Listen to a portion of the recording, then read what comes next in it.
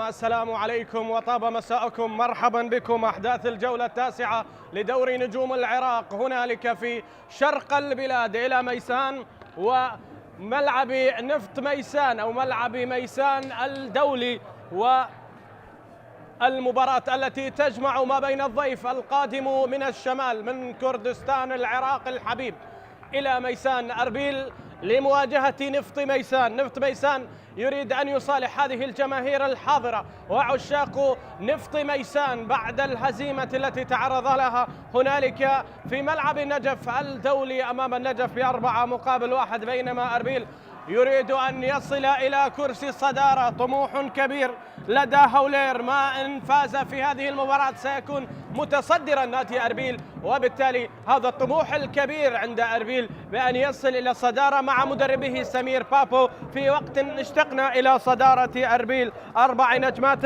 وضعت على قميص هولير، عسى ولعل أن تشفع لهذا الفريق في هذا الموسم وأن يكون ضمن الكبار الأوائل بالزي الأصفر بألوان القلعة الصفراء، وجماهير أربيل القادمة بالزي الكردي الجميل والرائع من مدينة أربيل إلى ميسان لمواجهة نفط ميسان. أتوا ليشجعوا أربيل، وهنا الخيارات الفنية لمدرب نادي أربيل السيد سمير بابو، حيث يدخل المباراة بدوليفان مهدي في حراسة المرمى، عمر تشنكي، بلال العيف التونسي، هيليو مونتيرو البرازيلي، والسوري خالد كردغلي في خط الدفاع، بينما وسط الملعب فيه البرازيلي هيكور فيدال مع علي رحيم مع روى يوسف، والمقدمة عند جيلان لقمان، مصطفى قبيل، يوسف بن سودة، المحترف التونسي الدكتور محمد سلمان أمامك يقود هذه المواجهة ويقود هذه المباراة في أول لقاء يجمع الفريقين يقوده محمد سلمان. نعم،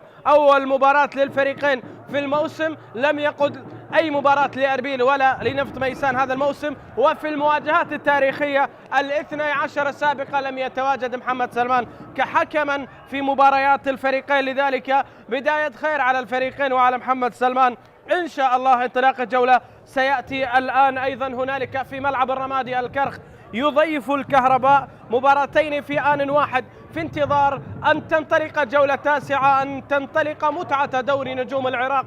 هذا الاسم الذي زرع في كل بيت عراقي عاشق لكرة القدم، عسى ولعل أن يكون تغييرا كبيرا في مسار كرتنا على المستوى المحلي والآسيوي وكذلك على المستوى العالمي بطموح المونديال. كرة تلعب الآن والمحاولة لمصلحة لاعبي نفط ميسان، يرتدون الألوان الخضراء فرسان المملكة في هذه المباراة، وهنا أول مبادرة هجومية لكن تدخل دفاعي مع السقوط لهيليو مونتيرو في هذه اللحظات. هنا أيها الأحبة إليكم في حراسة المرمى أفضل حراس دورينا حتى اللحظة مع مصطفى محمد جبر في خط الدفاع من اليمين، مصطفى هادي من اليسار، وأيضا في قلبي الدفاع سواليو كواتارا من ساحل العاج، وأيضا ألكسندر يولي محترف آخر من جمهورية ساحل العاج. في الوسط ماثيو أولاتنجي من نيجيريا مع أوكي أوفولابي وعثمان ساني وداودا الرباعي أيضا من نيجيريا. على سعد ومحمد سلام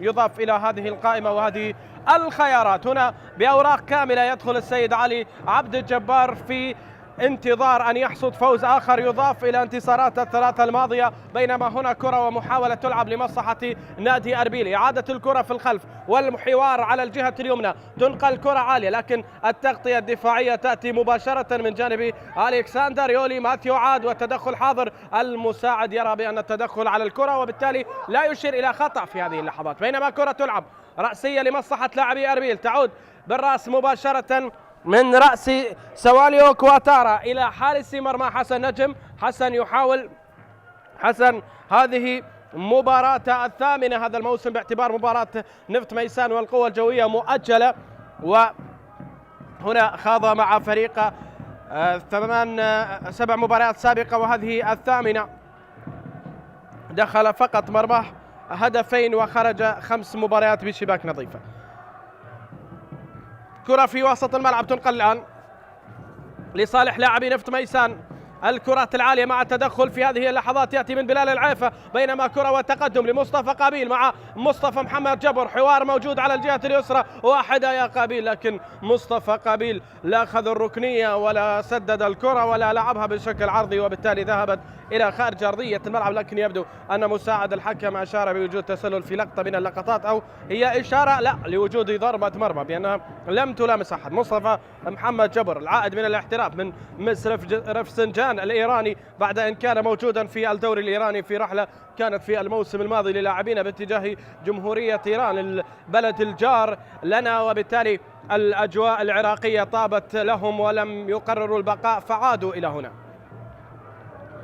هنا محاولة تلعب مرة أخرى إلى الأمام، رأسية والتدخل موجود من جانب لاعبي أربيل في كرة تلعب من الجهة اليمنى، تناقل كرات ومحاولة تصل في الجهة اليسرى عند السوري خالد كردغلي من بلاد سوريا العربية. خالد يلعب كرة والتدخل حاضر، السوري يحاول ولكن الكرة تلعب إلى خارج أرضية الملعب في هذه اللحظات. هذا خالد كردغلي في ثاني ظهور في دورينا، كان مع نفط الوسط في مواسم سابقة، ذهب باتجاه الوحدات الأردني وبعد ذلك عاد إلى دورينا من بوابة أربيل. بينما كرة تلعب من الجهة اليمنى، شركي في كرة يعيدها في الخلف، بلال العيفة التونسي يلعب الكرة لكن مباشرة تصل عند دفاعات نفط ميسان. ألكسندر يولي من كوت ديفوار، ساحل العاج بالفرنسية هي كوت ديفوار، لكن البلاد الإفريقية تعرف بأنها ساحل العاج، بلاد الفيل، بلاد جيرفينيو وديتي دروغبا والأسماء الكبيرة والتي كانت في سماء الكرة الأفريقية تحلق عاليا مع جمهورية ساحل العاج. سمير بابو مدرب يبلغ من العمر 43 سنة. حسن محروس هو المدرب لأنه يملك شهادة البرو كمدير فني، كما يحدث في نفط ميسان بأن السيد مجبل فرطوس هو المدير الفني، لكن كمدرب يقوم بكل شيء وبكل أدوار المدرب هو علي عبد الجبار. لكن الخيار كان بعلي عبد الجبار من الموسم الماضي، مع سمير بابو أيضا من الموسم الماضي. هؤلاء استمروا في كراسيهم، يعني أرادوا أن ينهوا على فوضى كرسي المدرب بأن المدرب يستمر ويبقى. بينما محاولة جلال لقمان لاعب ممتاز يتواجد على الجهة اليسرى، يحصل على مخالفة في هذه اللحظات. جلال لقمان لاعب ممتاز، جلال كان متواجدا مع الكهرباء في مواسم سابقة. أمامك السيد علي عبد الجبار، 39 عاما لعلي عبد الجبار، مدرب سابق لأندية القاسم والصناعات ومساعدا في فريق القوة الجوية مع السيد أيوب أوديشو، صاحب أسرع هدف في تاريخ الكلاسيكو علي عبد الجبار. هنا المحاولة كان فيها دفع على الواضح أمامكم من محمد سلام الوافد من الكهرباء. الاثنين في اللقطة كانا متواجدين مع الكهرباء، الاثنين كانوا مع البرتقالي. بينما كرة تلعب ومحاولة فيها مرور للكرة من الجميع لكن فيها صافرة، سبقت كل حدث من حكم المباراة الذي يشير بوجود مخالفة لعلي رحيم. الواضح أمامك علي وسنين المجد مع الزعيم، موسم 17-18 علي في جعبته الدوري والكاس مع الزوراء والأمور طيبة لعلي، لكن بسرعة البرق هفت البريق اللامع لعلي رحيم في منطقة ارتكاز الزعيم حتى غادر صوب أمانة بغداد. بعد ذلك ذهب إلى زاخو وإلى الوحدات الأردني، ومن الوحدات الآن يتواجد مع فريق أربيل. بينما كرة تلعب والمحاولة تصل لصالح لاعبي فريق نفط ميسان في وسط الملعب. محاولة وكرة على سعد، مرور ممتاز، يمر بالقدم اليسرى ويمرر باليمين لكن لم تصل إلى السنغال. ديمي داودا إجوامي أسد الترنجا المتواجد الموسم الخامس مع أنديتنا، مع القاسم موسمين، مع الكهرباء موسمين، والآن الموسم الثالث مع فريق الخامس مع فريق نفط ميسان، وهو الأول له مع فرسان المملكة. افتكاك ممتاز لكن سرعان ما كان الرد من البرازيلي هيليو مونتيرو. ركيزة مهمة في دفاعات هولير، بينما المراقبة تأتي الآن. هالو غائب عن المباراة بسبب الإيقاف، أيضا إصابة أسامة رشيد تستمر ويستمر معها الغياب لمتوسط ميدان نادي أربيل، بينما هذا الواضح أمامك لاعب الجهة اليمنى عمر تشانكي في اللقطة الأخيرة. رمية جانبية في أفضل مكان ليعمل فيه فريق نفط ميسان، ضغط على دفاع أربيل، هذا المكان الآن يحصلون من خلاله على رمية جانبية تلعب عالية في منطقة الجزاء، هنالك تدخل وهنالك إبعاد، فرصة للتسديد، وماثيو يلعب الكرة أولا تونجي إلى خارج أرضية الملعب. النيجيري صاحب 27 سنة، الوافد من السفانة، من الميناء، من المحافظة الجار، من البصرة إلى ميسان ليلعب مع نفط ميسان. هنا لاحظ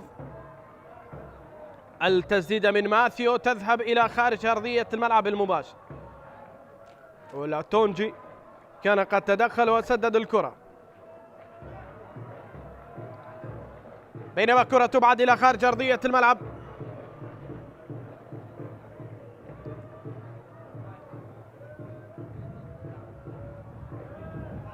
رمية جانبية لعبت سرعان ما افتكها جبر، وصلت إلى مصطفى، يلعب الكرة عالية مصطفى بالهواء، هنالك ضغط من جانب عثمان ساني، عثمان يضغط على هيليو وعثمان في الكرة الماضية، لكن هنالك كرة تلعب إلى خارج أرضية الملعب. رمية جانبية تصل، هذا عثمان ساني اللاعب الذي يلعب على الجهة اليمنى، لاعب مثل النفط في الموسم قبل الماضي، الموسم الماضي كان مع دوك والآن يتواجد مع فرسان المملكة. كرة عالية وتبعد تصل في الدفاعات، حسن نجم يغادر مرماه ليمسك بالكرة، بينما موجود على يمينه أو على يساره موجود لاعب سوالي أو كواتارا، لكن يفضل ألكسندر يولي الذي كان يتواجد على اليمين. ثنائي إيفواري يلعبان في قلب الدفاع لفريق نفط ميسان، بينما ارتقاء ومخالفة يحصل عليها أوكيكي أوفولابي، لاعب لديه هدفين، هذا نيجيري آخر. وما حكاية نفط ميسان مع النيجيرية؟ نيجيريا وساحل العاج تحتل مراكز المحترفين في فريق نفط ميسان. نعم، هكذا هو الحال مع فرسان المملكة. هنا التدخل على النيجيري من البرازيلي وفيها مخالفة بالمباشر، رأسية تبعد. أربيل قادم من انتصار على الحدود، صحح الإخفاقين أمام القاسم الذي كان مفاجئا للجميع وأمام زاخو، ثلاثية برباعية، يعني في مباراتين أربيل تلقى 7 أهداف، لكنه قبل ذلك كان قد فاز على نفط البصرة بالأربعة قبل أن يخسر من زاخو، وعاد بالثلاثة. الأهداف الكثيرة حاضرة في مباريات أربيل، يعني أربيل في آخر 4 مباريات انتهت ب4 للقاسم على أربيل، ب4 لأربيل على نفط البصرة مقابل 1، ب3 لزاخو على أربيل مقابل 1 لأربيل، وب3 مقابل 1 لأربيل على الحدود. أهداف غزيرة حقيقة، إن وضعت المباريات في عداد هنالك 17 هدفا له وعليه في كم مباراة؟ في 4 مباريات. هنالك ركنية سريعة تلعب، مباغتة وجبر في انتظار الكروسنج من العرض، تلعب كرة والمحاولة مرة أخرى لا زالت، يبحث عنها علاء، ينقلها على سعد، يعولون على سعد، يعولون على ابن المدينة. هنا محاولة تلعب الآن، فرصة والمحاولة فيها رمية جانبية، الكرة غادرت، مساعد الحكم كان قريب، السيد صفا جاسم كان قريب من الحالة، مباشرة أشار إلى رمية جانبية، بينما إيغور فيدال هذا البرازيلي بالرقم 10، لاحظ هنا لاعب برازيلي وافد جديد في هذا التدخل، يلعب على الجناح، يلعب في منطقة صانع الألعاب، يلعب كمهاجم، ما عنده مشكلة، عنده أكثر من مركز يتواجد فيه البرازيلي، لكن هنا الحكم يطلق الصافرة ويطلب أن يعود اللاعب ليعيد التنفيذ، لكن ينتظر قرار. ما هو؟ هل في حوار مع غرفة الفار؟ تقنية الفار موجودة تعمل في المباراة، يتواجد في غرفة الفار محمد سلام.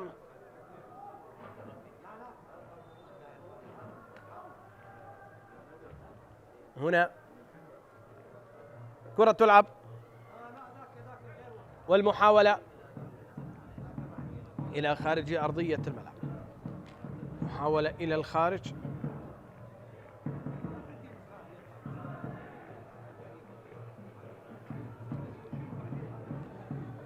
رمية جانبية وكرة تصل لصالح لاعبي نفط ميسان في وسط الملعب. هدوء، يعني محاولات تصل إلى خطوط الدفاع ومثل ما تبعد، ليس هنالك اختراق، لم يحدث. فيدال في استعراض، البرازيلي يحاول لكن علاء يضغط، وتدخل من بلال العيفة للإبعاد. هنا الكرة التي تلعب الآن بالمباشر تصل لعثمان على اليمين، لكن تدخل موجود وقطع للكرة حاضر. مخالفة بعد أن حدث احتكاك في وسط الملعب. الحكم كان قريب، أشار بالمخالفة لروى. يوسف سمير بابو ينتظر أن يحقق الانتصار في المباراة ويكون في كرسي الصدارة. وكيف ستشاهد الأفراح في أربيل إن انتصر أربيل وإن حقق الصدارة. هذه محاولة يا عثمان، عثمان يبحث عن المساحات وأتت المساحات. حذاري من عثمان، لاعب مهاري، لاعب رائع. هنا عثمان يحاول المرور، تباطأ فيها عثمان لكنها لا زالت والكرة تلعب عالية. المحاولة يا علاء، ولكن الكرة كان فيها تدخل ممتاز. فدائية عمر تنكي في اللقطة الماضية. لا تتباطأ يا عمر، لا تتباطأ يا عمر، الإبعاد يجب أن يحضر في اللحظة، والآن هنالك سقوط. مخالفة لصالح البرازيلي هيغور فيدال، هذا القادم من دوري جنوب أفريقيا. هيغور فيدال من جالاكسي، أيضا لعب في دوريات اليونان ولاتفيا. وجماهير نفط ميسان حاضرة في المدرج. مصطفى قابيل أمامك، لاعب منتخب الشباب ولاعب شباب نادي أربيل، متوج بلقب بطولة دوري الشباب في الموسم قبل الماضي. الموسم الماضي كان من نصيب البيشمركة، ودرع الشباب بقيت في الشمال. الموسم قبل الماضي في أربيل عند أربيل، والموسم الماضي في السليمانية عند بيشمركة. هنا الإبعاد، وهنالك أيضا المخالفة التي أعلن عنها حكم المباراة. مصطفى محمد جبر يلعب كرة يبحث فيها عن أوكيكيو فولابي، يلعبها بالرأس باحثا عن تقدم عثمان. لكن الأمر الذي تشاهد الآن في أكثر لاعبي الأجنحة، ولو أن في كرة نترك الحديث وتبعد، لا نعود إلى الحديث. لاعبي الأجنحة في هذا الموسم أغلبهم لا يبحثون عن فراغات ويتحركوا في الفراغات، لا، ينتظرون كرة ليتحرك بالكرة. وهذا شيء أنا أعتبره ليس بالجيد دائما في أمام فرق تجيد المراقبة، تجيد قطع الكرات، بينما كرة وتسديدة من هذا المكان. الله، المحاولة الأولى الحقيقية على المرمى بعد ربع ساعة من اللعب كانت بأقدام برازيلية عن طريق اللاعب هيليو مونتيرو من السامبا البرازيلي، من راقص السامبا. هذا هيليو سدد كرة وذهبت إلى خارج أرضية الملعب في هذه اللحظات لتكون ضربة مرمى عند الحارس حسن نجم. محاولة عند جيلان، قطع ممتاز من علاء، لاعب رائع على سعد، بينما ديمي داودا قوامي يبحث عن فراغ، يمرر لعثمان. داودا وعثمان جناح اليمين واليسار في كرة مشتركة. مرر يا عثمان، داودا كان قريب، مرر يا عثمان، وربما التغيير الجديد في هي يا قبيل. الله الله الله الله، أخطأ الشاطر فأراد المعاقبة قبيل، لكن مصطفى قبيل ضيع الكرة. لو كان شيركو كريم لوضعها يا قبيل، لكنك في ريان شبابك. لاحظ هنا أخطأ ألكسندر يولي، هذه القراءة، هذه المتابعة، ومصطفى قبيل، ولكن في النهاية أتاه الفدائي، أتاه من لا يرحم سوالي أكواتارا بتدخل ضيق عليه زاوية الرؤية، وبعد ذلك ذهبت الكرة إلى حسن نجم. محاولة وخطأ كبير كان من المدافع.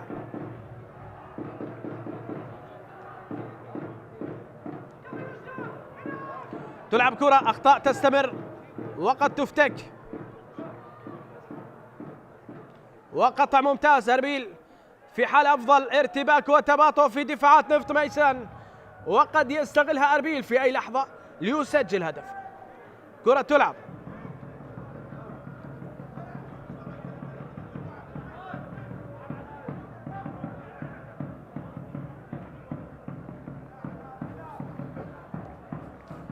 ماثيو كرة في الخلف، ماثيو يلعب كرة مع يولي، يولي ليس في وضع طبيعي. هل نشاهد العودة إلى خيار حسين مطر في خط الدفاع كلاعب بديل؟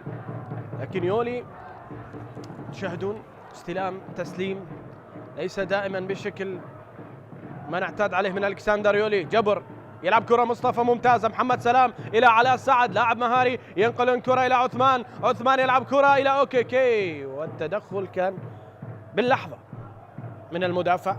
بعد ذلك هنا استلام من علاء كنترول لكن لا ينجح في إحكام الكنترول بينما كرة وخطأ آخر من يولي. جيلان لقمان قد لا يرحم. جيلان الآن يحاول فرصة لدخول منطقة الجزاء. جيلان الله وصلت إلى نجم وبالسلامة لحسن بن سودة مرت عليه وجيلان في هروب آخر في عبور آخر من جيلان. لاحظ هنا المحاولة وهنا المرور وجيلان مرر وبالنهاية اصطدمت أيضا بألكسندر يولي. لاحظ هي رايحة ليوسف بن سودة لكن يولي تدخل وبعد ذلك حسن نجم وقطعوا الكرة.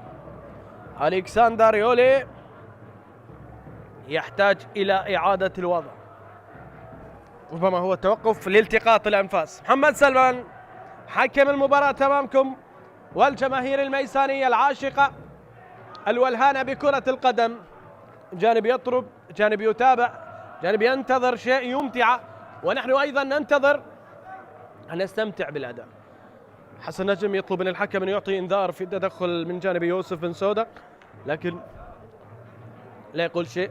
وهنا الكردستاني القادم من أربيل بالزي الكردي الجميل، أربيل العزيزة والشعب الكردي الحبيب على قلوبنا حاضرين بهكذا خيافة جميلة وهكذا حضور كبير في ملعب ميسان رغم القلة لكنه دافع يعطيه للاعبين الموجودين في أرضية الملعب. يعني لو كانت المباراة في فرنسا وحريري لشاهدت المدرج يمتلئ والألوان الصفراء في الفضاء وعلى المدرج وفي كل مكان.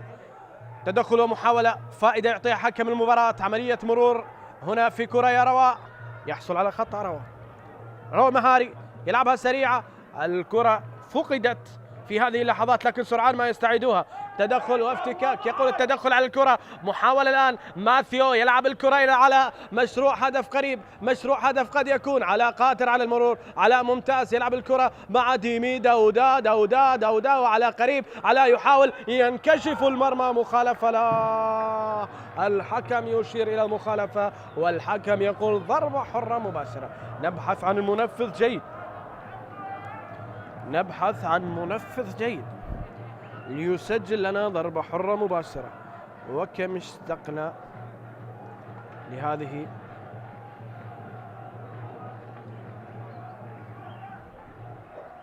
الضربة الحرة المباشرة. نشاهدها بالمباشر. هنا دفع من علي رحيم، تدخل كان حاضر.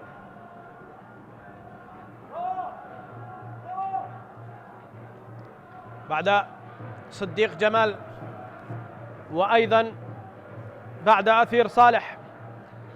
هل نشاهد لاعب بإمكانه أن يضع الكرة في الشباك من ضربة حرة مباشرة؟ من يكون الثالث؟ من يكون الثالث؟ في إحصائية سلبية يعني في الدوريات المحلية، الدوريات المنطقة القريبة ودوريات القارة ودوريات العالمية دائما ما تشاهد هنالك متعة في أن تشاهد هكذا أهداف من الضربات الحرة المباشرة خصوصا في سنوات ماضية. الآن نبحث عن من يستطيع أن يضعها مرمى. دوليوان مهدي مهدد من مصطفى يلعب الكرة إلى خارج أرضية الملعب. كرة مرت من على العارضة الأفقية، فرصة تسجيل هدف. كان واقف على الكرة مصطفى محمد جبر الذي كان يريد أن يسجل الهدف لكن هذا لم يحضر. لاحظ هنا كرة لافة لعبت على المرمى وذهبت إلى خارج أرضية الملعب. بالرأس تلعب الكرة إلى الخارج. هنالك رمية جانبية. رمية جانبية حاضرة، وكرة تلعب بالرأس. التدخل موجود لكن بالسلام.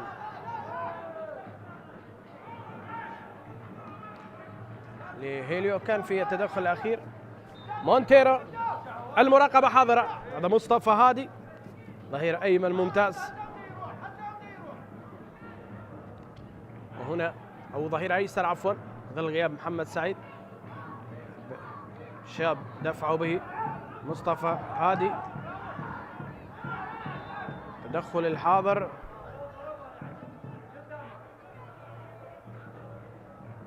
وإصابة لفيدال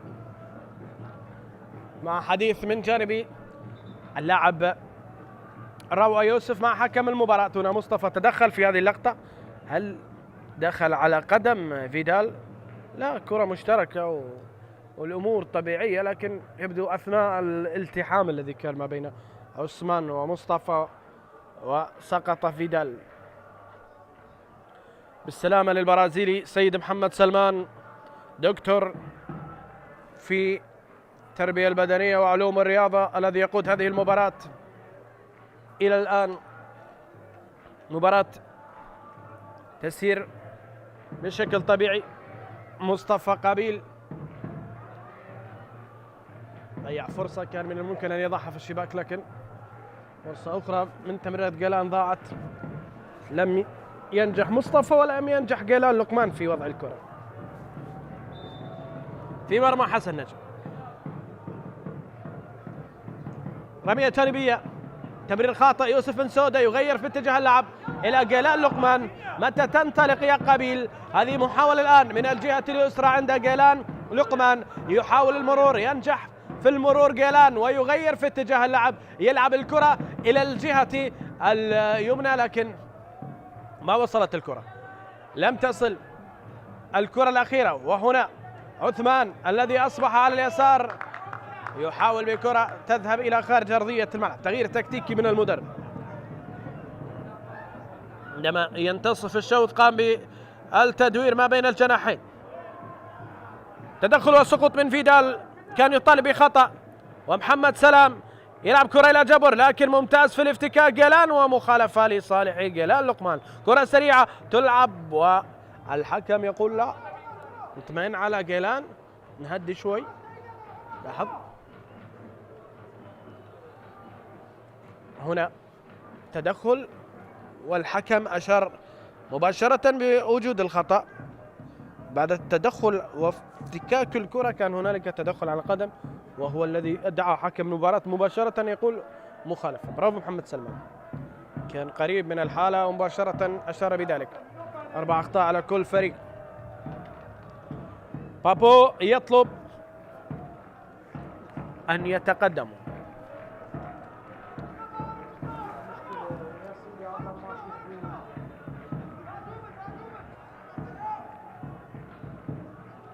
عالية الكرة والمحاولة في منطقة الجزاء. مصطفى يبعد، وهنالك تمرير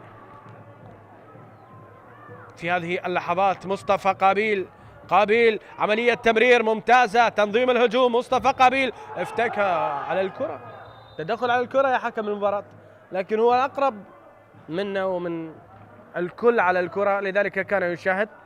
نبحث عن ما إن كان تدخل موجود أو لا، هي لا تغير شيء، لكن هنا قابيل افتك الكرة، واعتقد بنفس الطريقة التي نعم أشار بها خطأ لجيلان، مباشرة أشار خطأ على قابيل، لأنه هو افتك الكرة لكن في تدخل بعد افتكاك الكرة، وهذا ما دعا حكم المباراة ليشير بالخطأ لماثيو أولاتونج.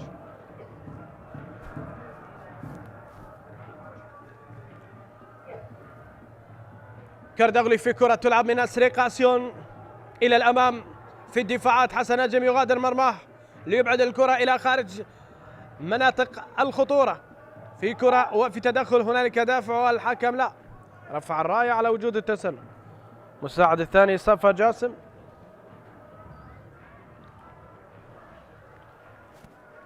لاحظ هنا عودة من التسلل لأوكيكي أوفولابي. تعود الكرة عند مصطفى هادي، يلعب كرة مع محمد سلام. مصطفى هادي ومحمد سلام يلعب الكرة ممتازة باتجاه أوفولابي، ولكن عمر جنكي يتدخل، واعتقد في راية ستكون حاضرة من المساعد على وجود التسلل. لا يشير إلى شيء. يستمر اللعب في كرة تلعب وتنقل على الطرف على سعد، يحاول وعمر يضغط، والأمور هنا لا زالت بتعادل سلبي، لم نشاهد فيه تغيير. بينما هيغور فيدال يحاول يمرر كرة تنقل إلى الأمام من روا، يغير باتجاه اللعب إلى جلال لقمان، يبحثون عن بديل يجعل مباراة في نتيجة متغيرة عن 0-0. تلعب ممتاز الآن هنا علي رحيم، قد يسدد علي، يلعب الكرة بعرض الملعب، تنقل كرات ممتاز أربيل، والكرة الآن رأسية وإلى أحضان حسن نجم.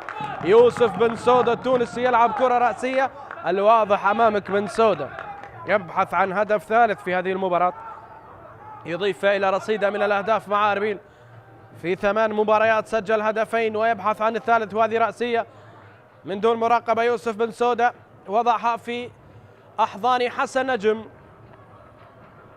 لكن كان من المفترض أن يراقب يوسف بن سودة من ألكسندر يولي، الذي لا أعتقد بأنه سيبقى حتى شوط المباراة الثاني.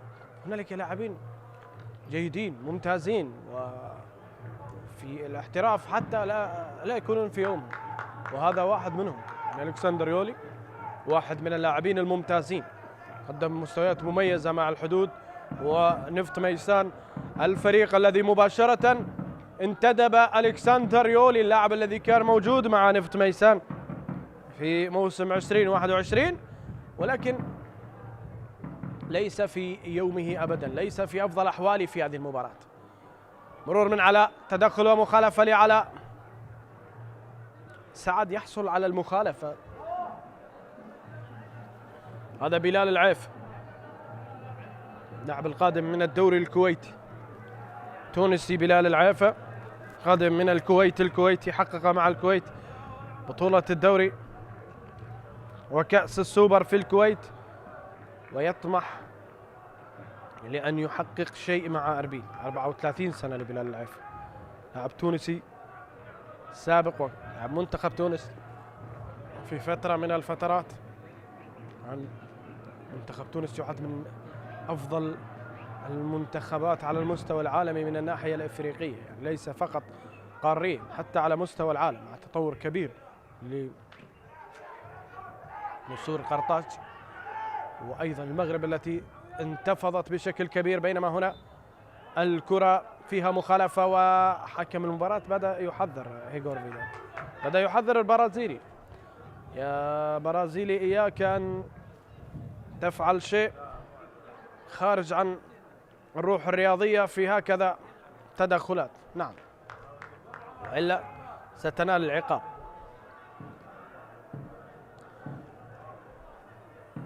سلامة اللاعبين أهم ما يمكن أن نبحث عنه في أرضية الملعب. بينما هنا مصطفى هادي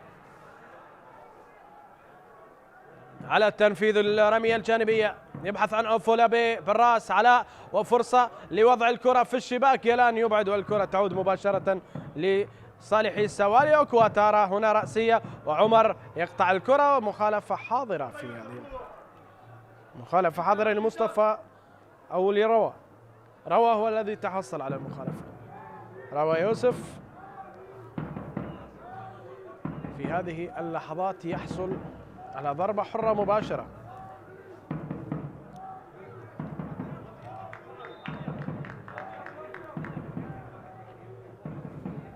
الجولة 9 تستمر مبارياتها. مشاهدينا الكرام، هنالك هدف للكرخ في ملعب الرمادي، وإلى الآن في ميسان لا شيء جديد، لا شيء جديد يذكر. الكرخ يتقدم على الكهرباء بهدف مقابل لا شيء، وهنا في ميسان النتيجة هي ذاتها.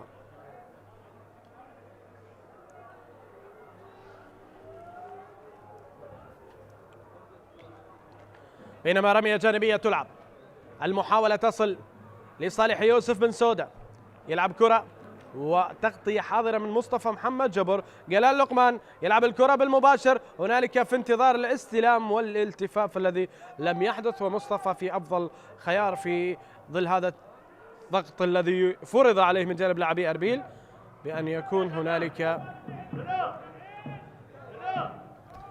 إبعاد للكرة والتشتيت. علي عبد الجبار، علي يريد تعويض الخسارة في الجولة الماضية بتحقيق انتصار في هذه الجولة هنا، خصوصا أن الفريق عاد إلى ملعبه بعد خاض أغلب المباريات خارج ملعبه. يعني في ملاعب الكوت كان نفط ميسان يلعب مباريات غير المباريات التي كانت خارج أرضه. كرة عالية تلعب الآن على التدخل، والحكم يطلق الصافرة بوجود مخالفة لعلاء سعد، مهاري ولاعب قادر على المرور في أصعب اللحظات. هنا المرور وهنا التدخل، وهذه تستحق أنا برأيي حتى إنذار، لكن حكم المباراة له القرار وله تقدير مدى خطورة الحالة. إذن مصطفى هادي على التنفيذ، والدولي السيد محمد سلمان يطلب إعادة الكرة إلى مكان المخالفة. عنده زيادة في الوزن حكم المباراة، هنا يتحدث، هو من الحكام الرائعين حقيقة، من الحكام الشباب الذين يملكون مسيرة مميزة دولية ومحلية، رؤية ممتازة لمحمد سلمان. دكتور محمد سلمان من الأكاديميين ومن الحكام الطموحين.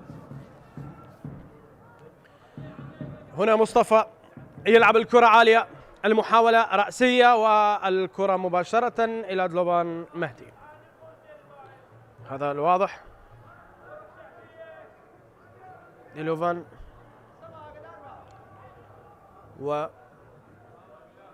والرأسية وصلت. حديث مستمر في الوسط الرياضي على مستوى أنديتنا هذا الموسم فنيا حقيقة في تراجع كبير ومخيف. يعني في الجولة الماضية هنالك مباراة للفريقين يعانيان بشكل كبير، معاناة كربلاء من جهة عدم وجود إمكانية للتعاقد مع لاعبين بسبب العقوبة، وإديالة والتأهل وحداثة الوجود بعد غياب طويل، وقدم مباراة أكثر من رائعة في الجولة الماضية. هنا تدخل كان على جيلان من جانب ماثيو، والحكم أعطى استمرار في اللعب، بينما الكرة تلعب الآن. علي رحيم يلعب الكرة، علي يحاول، تنقل ممتازة، فرصة أربيل الآن يا قابيل، فرصة أربيل يا قابيل، واحدة يا قابيل. بماذا تفكر؟ أعتقد أنك أول الخارجين، أنت لاعب شاب مميز لكن ضيعت الكثير. إيغور فيدال يحاول التمرير، بينما هنا التدخل والمخالفة لصالح البرازيلي.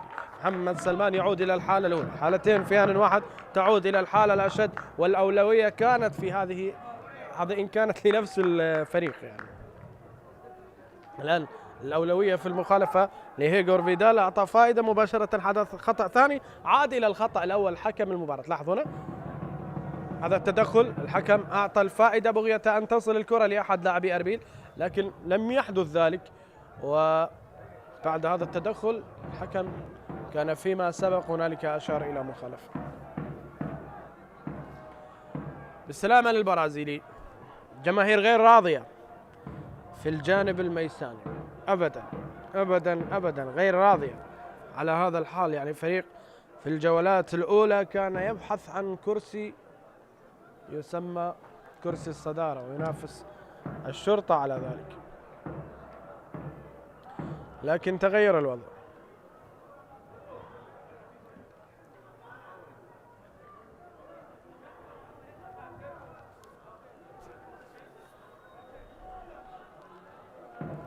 كادر طبي موجود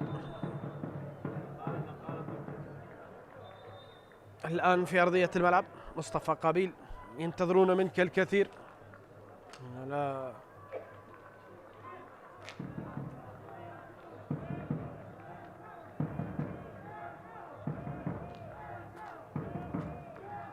أصوات جماهير ميسان.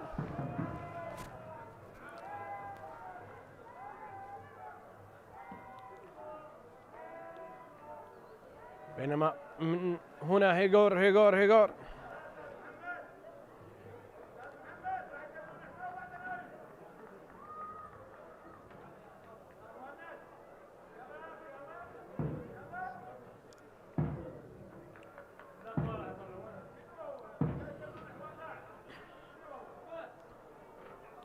إذن بالسلامة للبرازيلي، يغادر أرضية الملعب، إصابة على مستوى الكتف وسيستبدل الآن. فيدال سيستبدل، سيذهب المدرب إلى خيار ربما مؤيد صفا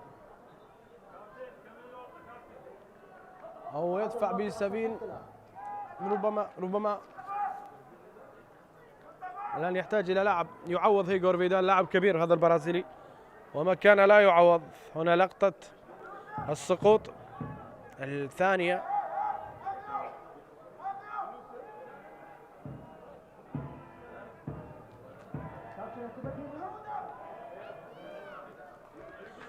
يوسف بن سودا يتهيأ لكرة على طريقة الدون البرتغالي كريستيانو رونالدو.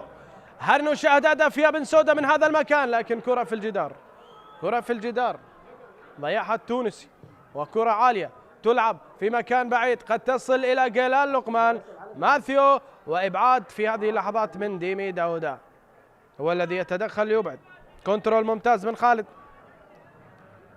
هيليو عدم تفاهم، قد يستغل ذلك داودا، قد يستغل ذلك داودا. أوفولابي في الانتظار، أوفولابي ينتظر، وهنا المحاولة لكن عمر عيني باردة على عمر يؤدي أدوار رائعة، ممتاز جدا. صفقوا لعمر جنك، أدوار دفاعية رائعة عند عمر. ممتاز يا عمر، ممتاز يا عمر، أنت في وضع جميل جدا في هذا المركز، أدوارك رائعة. لذلك عمر كان حاضر، والمطاردة مع أوكيكي أوفولابي عمر نجح فيها. وكما قلت لكم هذا اللاعب ليس في أفضل أحواله. نعم واضحة معاناة ألكسندر يولي من الإصابة. أنا في أكثر من مباراة يعني كنت أعلق للحدود في الموسم الماضي لنفط ميسان، هذا اللاعب يعاني من إصابة على مستوى العضلة الرباعية للجهة اليسرى، العضلة الرباعية الخلفية، وفي أعتقد أنه لا يمكن أن يكمل دائما المباريات ويكون في الضغط. داودا يتحدث مع ديلوفان.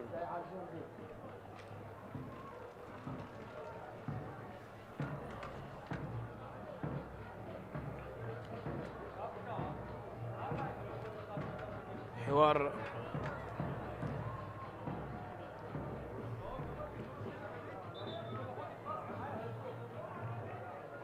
كان حاضر. نعم يولي قد يكون تغييرا اضطراريا، وشيركو كريم سيشترك في هذه اللحظة. شيركو كريم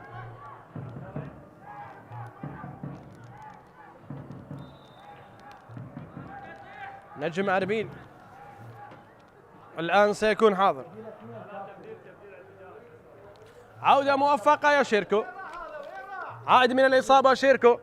مصطفى يلعب كرة عالية في منطقة الجزاء، تصل الآن، تتهيأ، قد يتسدد ماثيو يسدد، والكرة إلى الخارج، الكرة إلى الخارج. الكمال التكتيكي، طرب في أرضية الملعب. كرة القدم الحديثة التي أصبحت مربعات، مثلثات، اختراقات، تحول وتسديد ودقة في التسديد والجمال في الكرات اللولبية، كل هذا بعيد عن دورينا. متى نكون في هذا المستوى؟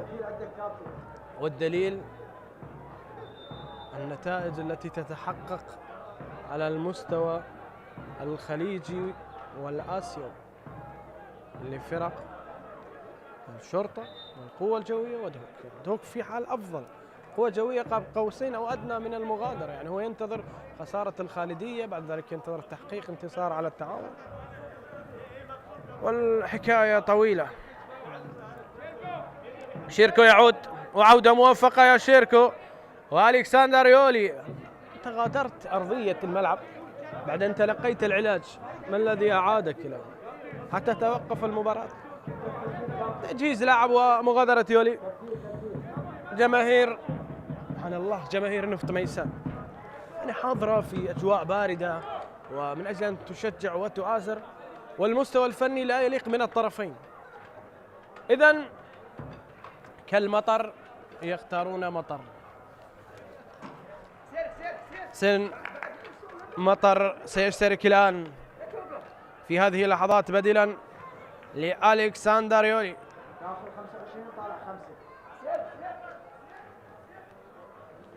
سير مطر البديل، وعودة موفقة أخرى على حسين مطر، لاعب الخلوق، لاعب ممتاز على مستوى قلب الدفاع مع نفط ميسان. حسين مطر يشترك الآن. مطر يدخل، والآن ننتظر أن تتحرك المياه الراكدة، يعني تقريبا الشوط انتهى.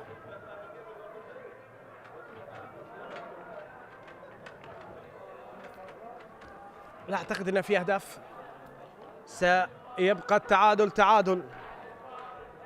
وكرة ومحاولة ترقل كردغلي، ضغط من ديمي داودا، تعود جبر، يبعد كرة إلى خارج أرضية الملعب. ليس دائما الخيار خيار تشتيت يا مصطفى، يعني أنت في منطقة بإمكانك التمرير حتى لو فقدتها، ليس بالمنطقة الخطرة. حتى مخرج المباراة راح على مصطفى مباشرة وعلى التسديدة التي لم تكن وما كانت إلا أن تكون بعيدة المدى عن المرمى وعن اللاعبين.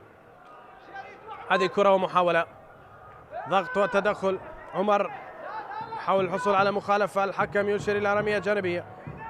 اترك الكرة يا عمر، يريد أن يعود للضغط يا عمر. لاعب منضبط حقيقة في أرضية الملعب عمر جنك. عثمان أصبح على اليسار ومصطفى على التنفيذ، بينما علي رحيم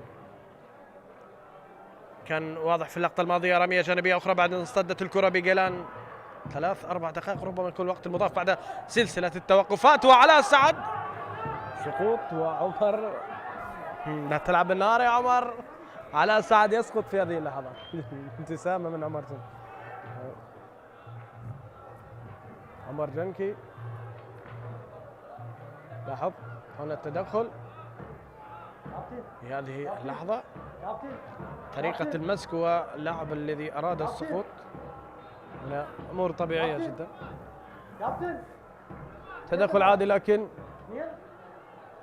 هذه الكرة التي رجت قلوب العاشقين لأربيل. إذن كم الوقت المضاف؟ هل هو دقيقتين؟ تلعب والتدخل حاضر. دقيقتين وقت مضاف. كرة سريعة لعبت، عادت مرة أخرى لصالح لاعبي فريق نفط ميسان، فقدوا الكرة والآن وصلت. مصطفى ضغط الآن ومحمد سلام يحاول، بينما مصطفى قابيل يجري بالكرة سريعا. مصطفى يحاول في انتظار مساندة، هذا جيلان يحاول، جيلان بالحل الفردي. مصطفى وجيلان يبحثون عن يوسف بن سودا، عن شيركو كريم، ولا أحد موجود. بينما هذه كرة، هذا مرور من علي رحيم. الفرصة الآن، الله!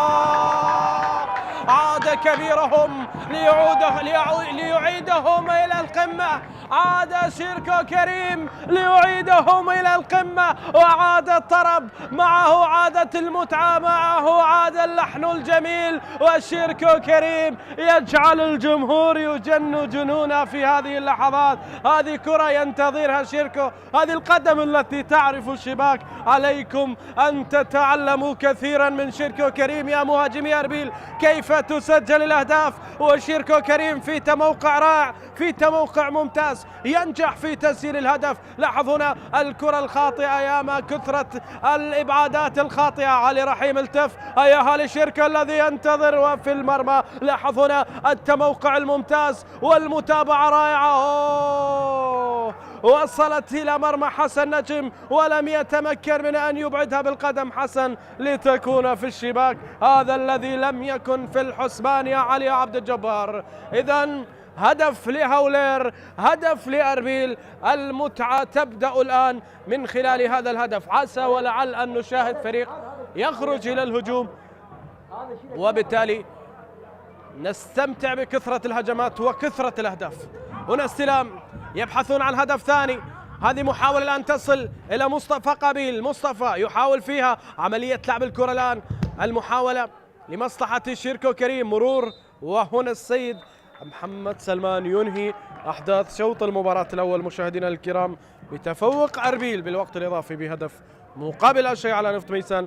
سجل شيركو كريم من متابعة رائعة. استراحة قصيرة ونعود إليكم إن شاء الله قبل بداية شوط المباراة الثاني بلحظات.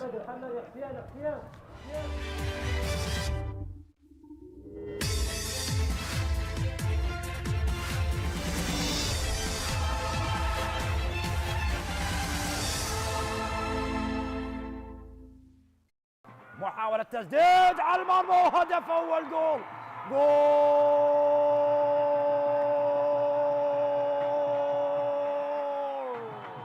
أوكلي، جون أوكلي النيجيري، وهدف رائع. هدف رائع. جون أوكلي يسجل أول أهداف المباراة. هو عنده هدفين على نفط البصرة وثالث أهداف النيجيري جون أوكلي. بهذه الطريقة الجميلة يسجل لنادي القرمة. يرد على كرة إيفياني. نيجيري يرد على نيجيري يرد على نيجيري.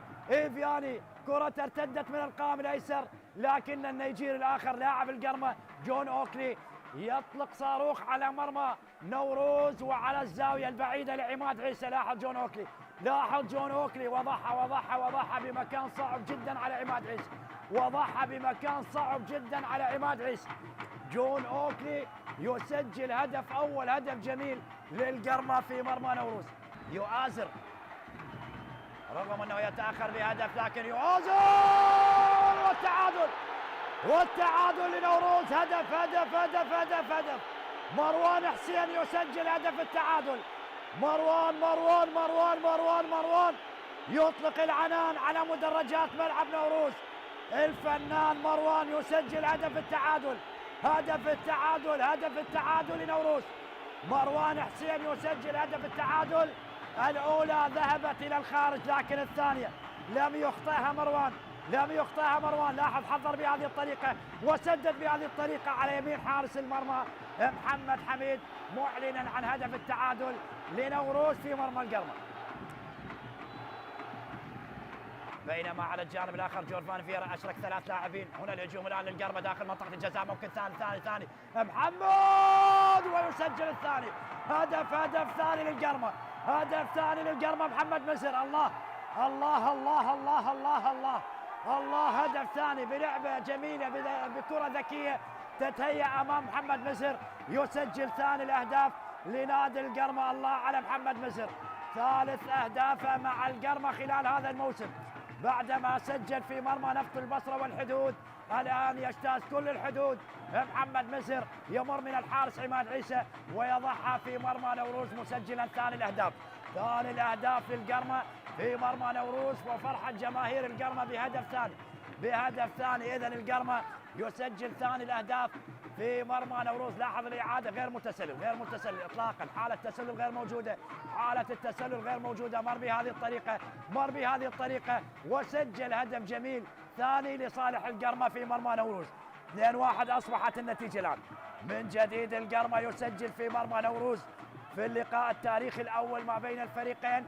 القرمة يتقدم على نوروز لأيام الفيفا داي والتوقف الدولي، ومنتخبنا أمام مهمة الوصول إلى كأس العالم. عملية الهجوم، أوكلي خلاص.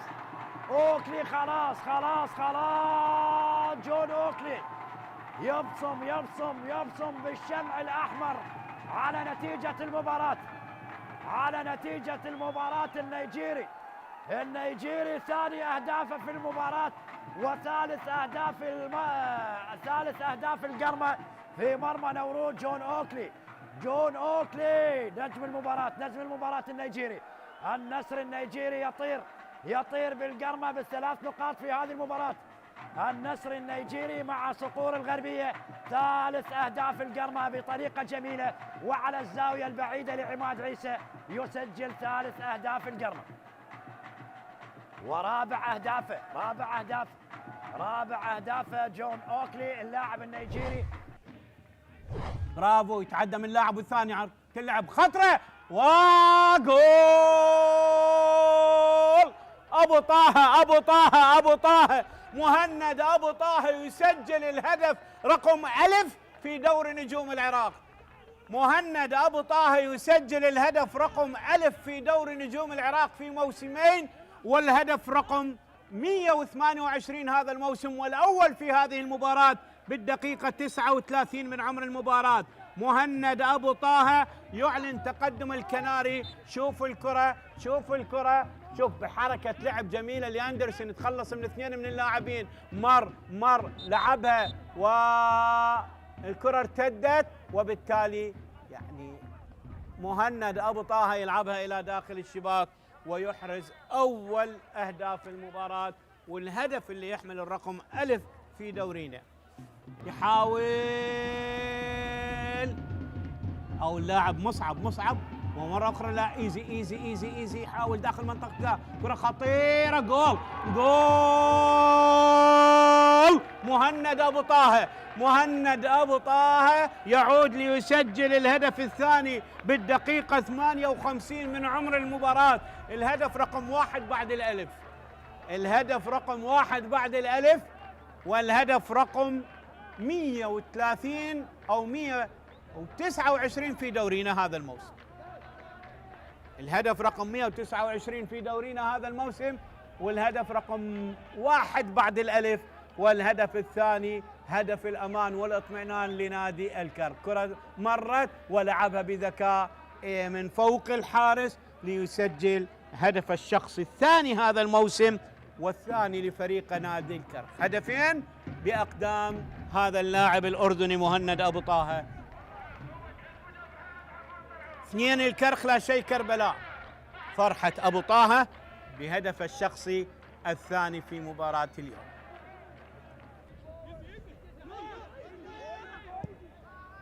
وخطر عبد القادر، جول هدف تقليص الفارق لعبد القادر طارق عزيز بالدقيقة 66 من عمر المباراة. بغفلة من المدافعين يسجل عبد القادر الهدف الأول وهدف التقليص. وخلينا نشوف الحكم، شوف بغفلة من المدافعين وبشكل مستريح. شوف الكرة ملعوبة، شوف لا، ما بيها تسلل إطلاقا، ورأسية حلوة من عبد القادر طارق اللي يسجل هدف الشخص الثاني بعد أن سجل هدف الأول في شباك الميناء. سجل الموسم الماضي في شباك نفط الوسط، نفط البصرة، الكرخ الميناء، وأهدى ركلة جزاء أمام الجوية، صاحب أسرع هدفين في الموسمين الماضي وقبل الماضي. الحكم راح يتأكد من صحة الهدف. 2 الكرخ 1 كربلاء. مباراة بدقائقها القادمة راح تحلو، هذا ما نتمناه. وإذا هدف صحيح. علي يوسف يحاول، وصلت بعد ذلك لمهدي همام. علي يوسف يحاول الآن، هذه خطيرة للزوراء.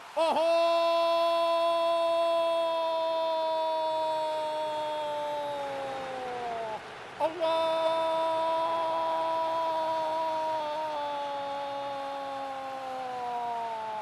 جول للزوراء. خطأ كبير من المدافع في اللقطة الماضية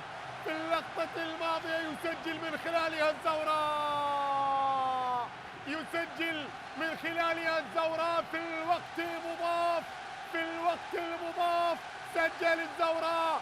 ظهر علي يوسف وسجل الكرة الخطيرة الأولى للزوراء من خلال هذه المباراة، يسجل من خلالها. شوف همام عاد بالكرة، كانت قصيرة يا رجل، وبالتالي علي يوسف اللي ما كذب خبر ولا يرفض الهدايا، يسجل علي يوسف كرة في قلب المرمى ليتقدم الزوراء بأول أهداف في المباراة. جول للزوراء مقابل لا شيء للطلبة الآن. كذلك تمني النفس بالأفضل هنا. بنيامين خطيرة،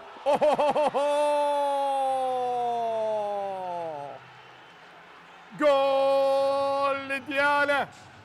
بنيامين أكون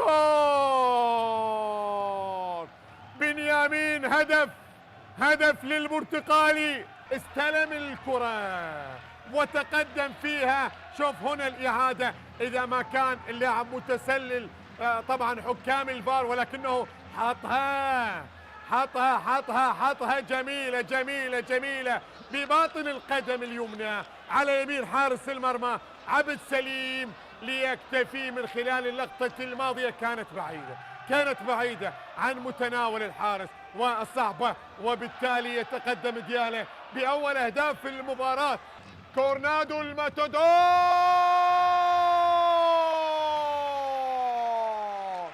حطها الإسباني، حطها الماتادور.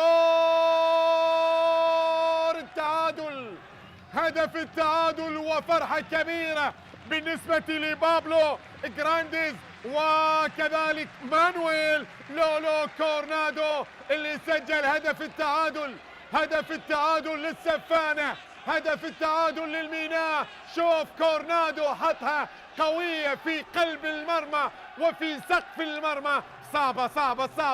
صعبة يا حسن، صعبة يا عباس.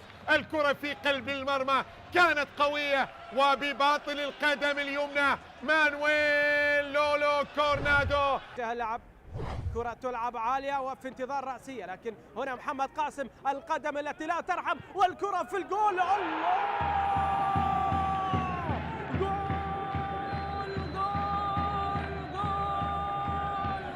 الأهداف تأتي وتسجل عن طريق الاختصاص. محمد قاسم مر وعبر وسدد كرة لافة على يمين صقر عجيل، ولو طار صقر شاهين لا يمكن أن يصد ويرد هذه الكرة ويصل إليها هذه الكرة وهذه المحاولة إلى خارج أرضية الملعب. ما زالت مصلحة فريق نفط البصرة. تمرير محمود أحمد، يلعب الكرة الخطيرة، جول اسماعيل أورو التوغولي يسجل أول أهداف هذا اللقاء. هدف جميل جدا بالرغم من وجود ستار جبار مع اسماعيل أورو، لكن اسماعيل نجح باللحاق بالكرة، كرة ميتة لكن أحياها اسماعيل أورو بالهدف. شاهد استماتة من هذا الأورو الذي يسجل أول أهداف اللقاء. ما تلقى هذا الهدف أصبح ثاني أفضل خط دفاع. وهنا الرأسية، جول البديل كريستيان دومتي النيجيري يسجل هدف التعادل في الدقيقة 65 عن طريق كريستيان دومتي البديل الذي زج به ولي كريم في الشوط الثاني. هدف التعادل. شاهد التمريرة كانت جميلة من سجاد خليل، من دومتي إلى سجاد، ومن سجاد إلى دومتي، 1-2 جميلة، وبالرأس من دومتي. سكنت شباك الحارس مجتبى محمد الذي كان يمنى النفس أن تخرج شباكه نظيفة في هذه المباراة، لكن رأسية صعبة، والقائم تعاطف مع هذا النيجيري صاحب 28 عام. أورو يتقدم، أورو يبحث عن الثاني، إسماعيل، جول ثاني لمصلحة فرسان الجنوب. نفط البصرة يسجل الثاني عن طريق إسماعيل أورو، وثنائية في مرمى الكهرباء. ونفط البصرة يسجل لأول مرة في هذا الموسم هدفين في مباراة واحدة. نعم، هي أفضل مباراة لفريق نفط البصرة. نفط البصرة يعني بوسط الملعب، نقلة من أمجد عطوان تصل هنا للفنان، يحاول الآن ناصر يا كاسر، ناصر هل سينصرهم؟ ناصر جول!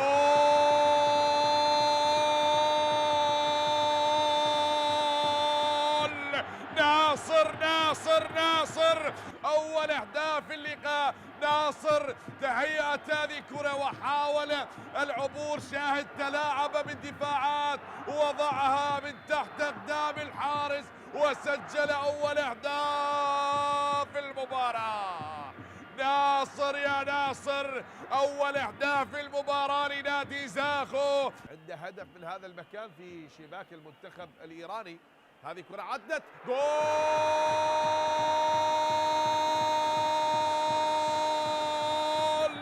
جاء الهدف الثاني.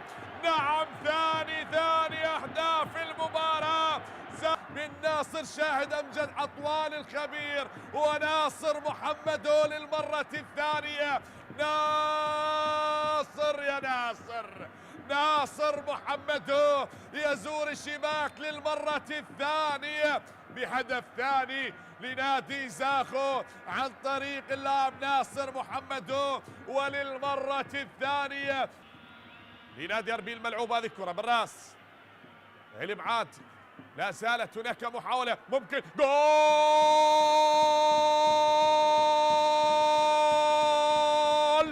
عادت لكتيبة الامبراطور، عادت ندية المباراة.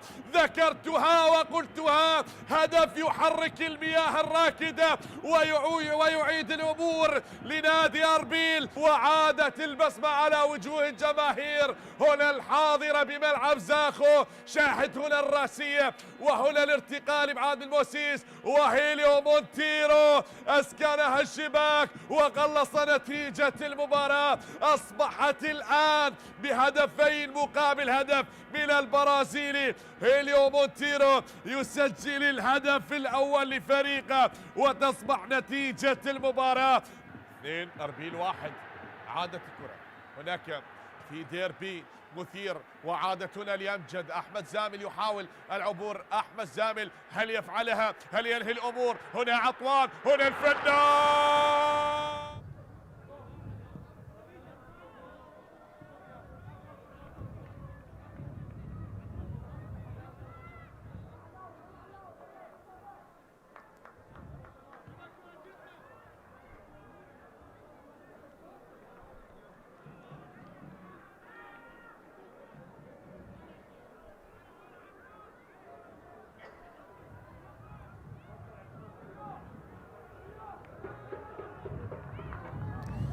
مشاهدينا الكرام، على بركة الله العودة مرة أخرى إلى أحداث شوط المباراة الثاني ما بين فريقي نفط ميسان وأربيل. تركنا الشوط الأول ينتهي بهدف لصالح أربيل على حساب نفط ميسان بإمضاء شيركو كريم في الدقيقة الثانية من الوقت بدل ضاع، والآن فريق نفط ميسان بات يبحث عن التعديل. أربيل بهذا الانتصار إن تحقق سيقفز مؤقتا إلى كرسي الصدارة وينتظر نتائج فريق النفط، بينما هنا مخالفة في هذه اللحظات يعلن عنها حكم المباراة. أنا يعني أقول مؤقتا لأن النفط، القرمة، الزوراء، زاخو كلهم منافسين على الكرسي الذي يجعل الفريق في صدارة الدوري. أول الترتيب من سيكون، خصوصا أن زاخو والقرمة سيتواجهان وجها لوجه، الزوراء والنجف والديالى والنفط. النفط لديه حظوظ كبيرة في أن يكون للصدارة، باعتبار أن على الورق المباراة سهلة أمام الديالى، لكن في الواقع شيء مختلف. بينما كرة رمية جانبية تلعب ممتازة الآن، فرصة لهدف، قد تأتي المحاولة بهدف التعادل في هذه اللحظات. تسديدة بينما كان من المفترض أن يلعب الكرة عرضية، لكن فضل أن يسدد في كرة تلعب الآن والمحاولة تصل لصالح لاعبي فريق نفط ميسان للتعادل والخروج من دلوفان. الخروج كان ممتاز من دلوفان. شيركو كريم عودة بهدف وانتظار هدف ثاني. شيركو يحاول، شيركو المثابر، شيركو الخطير. الكرة غادرت أرضية الملعب، هكذا يقول مساعد الحكم، والمحاولة ذهبت إلى رمية جانبية لصالح لاعبي نفط ميسان. عند الواضح أمامكم في اللقطة مصطفى محمد جبر، بينما كردغلي في مراقبة لتصيقة لعثمان صني. يعني خالد كردغلي يراقب عثمان، وهنا التدخل كان حاضر. في تمرير والمحاولة تصل لصالح جيلان لقمان، أصبح على اليمين جيلان بعد إن كان على اليسار، وهو في الجهة البعيدة للملعب في الشوطين بقى جيلان، لأن شيركو اشترك، وهذا الأمر يجعل جيلان يترك مكانه لشيركو. بينما محاولة عند ديمي داودا، سواليو والكرة إلى حسين مطر. في محاولة عند مصطفى محمد جبر، تنقل كرات، بطء الرتم هو أكثر شيء سلبي تشاهده في نفط ميسان. بعد ذلك تنظيم يعني خط الوسط، والله مكان أكرم رحيم فارغ، واعتقد يحتاجون إلى جعفر ناصر، لاعب يعطيك سرعة وحركة، والمدرب له أن يصحح كيفما شاء. فظروف الفريق لا نعلمها ولا يعلم بها إلا المدرب الفريق. يعني هو قادم كما قلت لكم من خسارة صعبة رباعية أمام النجف، بينما هنا الكرة والمحاولة تلعب لصالح لاعبي أربيل، ذلك يأخذون من خلالها الرمية الجانبية. عند كردغلي في كرة ولا رأسية حاضرة من جانب محمد سلام، يعود ويحصل على كرة، يفكر في موقع وتموقع المهاجم لكن بعيد، لا أخذ مكانه أوفلابي ولا عوض أيضا ديمي داودا وحتى الموجود عثمان. افتكاك للكرة، أربيل في حال أفضل، مصطفى قبيل الاستلام معه لمسة يد يعني علي عبد الجبار، أجلس لا أكرم رحيم ولا علي لطيف ولا مهند حبيب ولا محمد سعيد، هؤلاء كلهم خارج التشكيل الأساسي في هذه المباراة. هنا طلب بلمسة يد، بينما محاولة كان فيها لعب كرة ذهبت إلى خارج أرضية الملعب، الرأسية مباشرة ذهبت إلى رمية جانبية.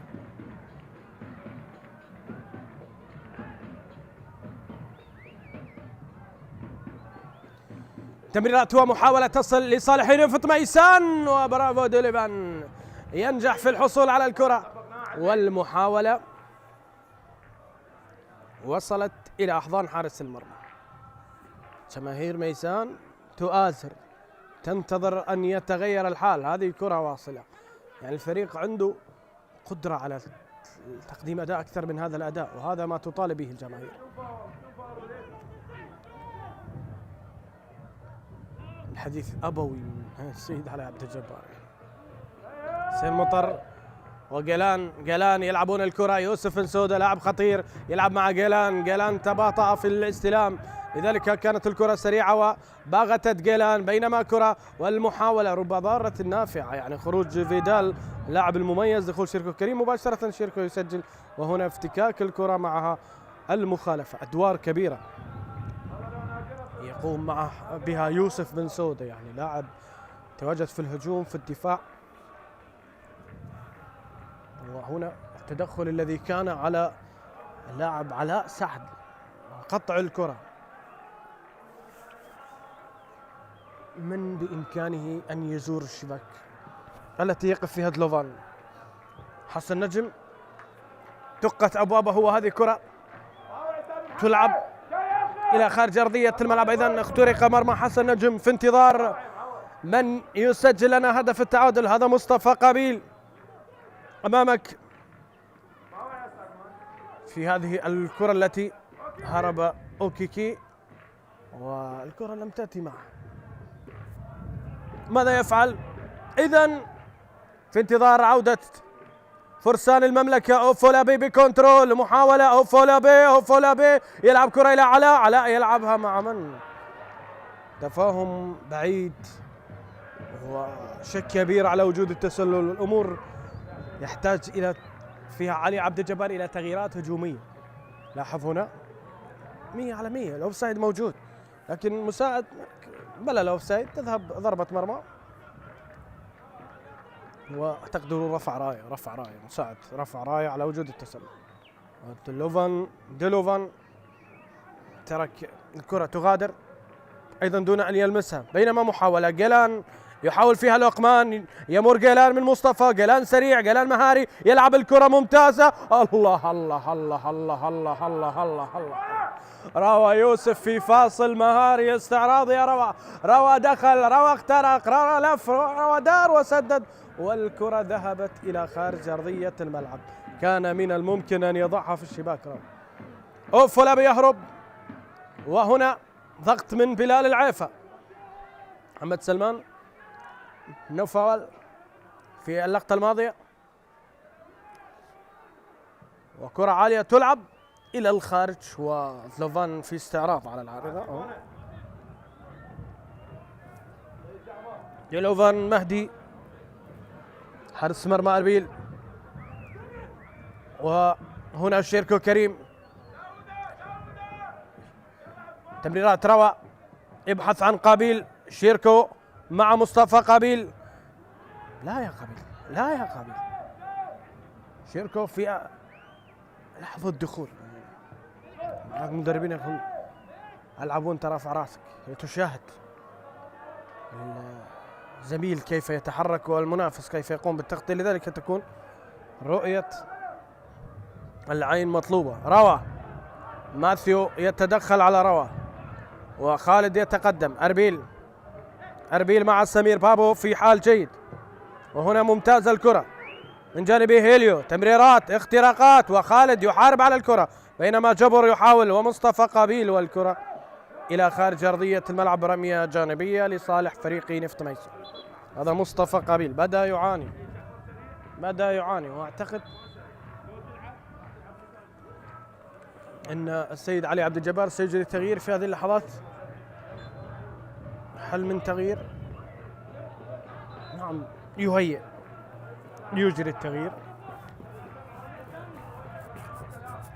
الحكم ماذا يقول؟ لا زالوا ينتظرون. جعفر بديلا لعلاء، وسجاد جبار بديلا لمحمد سلام. محمد يغادر،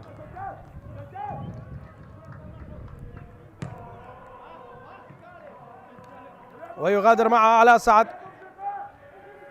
لاعبين من وسط الملعب، دفع بجعفر ناصر، وسيعتمد على ديمي داودا في مكان صانع اللعب. خذوها منه. جعفر سيذهب إلى الناحية اليسرى، وسيقترب ديمي داودا من المهاجم أوكيكي أوفولابي أكثر، لأنه سيستغل الضعف في التغطية أو البطء بالأحرى من جانب بلال العفو. هيليو مونتيرو، بينما مرور ممتاز، وفي بطاقة صفراء على سواليا كواتارا، يعني اعتراض لجيلان. لكن يا مخرج المباراة أعد لنا لقطة جيلان لقمان. هنا الإيفواري حصل على إنذار، وداودا يقول لا داعي لذلك يا سواليا. اللقطة الأولى للمرور الأول لجيلان. لاحظ هنا التدخل والمخالفة، لكن أنا أبحث عن لقطة سابقة. يا ريت لو مخرج المباراة يعيد لنا اللقطة ما قبل هذه، ما قبل أن يتدخل كواتارا. من الحرة المباشرة، هل يسجل أربيل هدف ثاني؟ هل يجعلون الاطمئنان على النتيجة حاضر من خلال هذه الكرة؟ المحاولة الآن والفرصة تلعب عالية. أين المتابعة؟ المتابعة موجودة. الله، صاروخ تصدى إليه حسن نجم ببراعة، والله كان نجم وأكثر من نجم حسن نجم في اللقطة الماضية. تحية للحارس الميساني الكبير في اللقطة الماضية. حسن نجم كان حاضر وتصدى ببراعة. لاحظ هنا الكرة ارتدت بن سودة بصاروخ، وحسن نجم ردة فعل سريعة وتصدي ممتاز من حسن نجم. وهذا رياكشن المنتظر من حارس المرمى في لحظة صعبة، ورد الفعل كان ممتاز. جعفر ناصر ودخول استلام، لكن الكنترول لم ينجح. أربيل أجمل ما فيه الهدوء، أجمل ما في أربيل الهدوء، لكن هل نشاهد انتفاضة نفط ميسان؟ هل هذه الكرة التي تصدى لها حسن نجم تعطي صحوة لنفط ميسان بأن يتمكنوا من التسجيل، بأن يتمكنوا من العودة في المباراة مع هذه الأصوات التي تستمر وتستمر اليوم غد، وهم يعلمون الفريق سيسجل سيستمرون.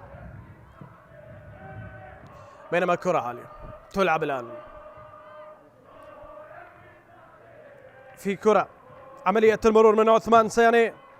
عثمان حاول، بينما جيلان في كرة تلعب، لمسات تمريرات فقدها جيلان، يحاول عليها علي رحيم، يخرج الكرة إلى خارج أرضية الملعب. تدخل على ماثيو ببراعة. علي رحيم على كيف شوية هدوء، ريلاكس. ريلاكس كما سمعنا. يلا عسى أن يتغير الحال. هنا محاولة تلعب الآن إلى مصطفى قابيل. نعم الفريق في فوضى، فريق نفط ميسان. لو شوي كان الهداوة حاضرة، لا أمور ربما تتغير.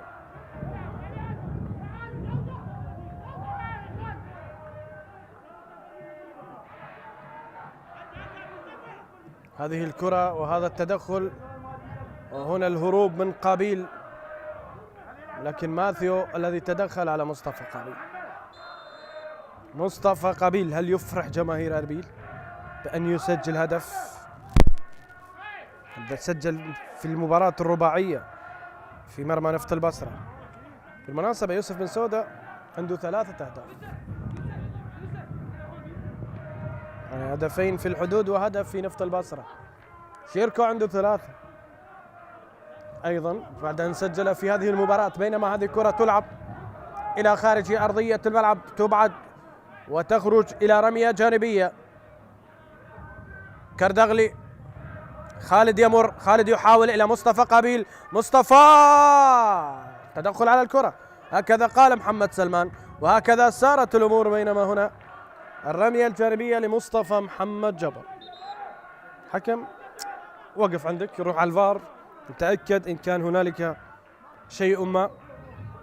لاحظ هذا قابيل وهذا التدخل على الكرة أم على مصطفى قابيل. هذه زاوية أوضح توضح أن التدخل على الكرة، بالتالي لاعب وصل إلى الكرة قبل قدم اللاعب، وهذا من حسن حظ لاعبي ومدرب نفط ميسان. بينما هنا المحاولة التي تلعب مرة أخرى.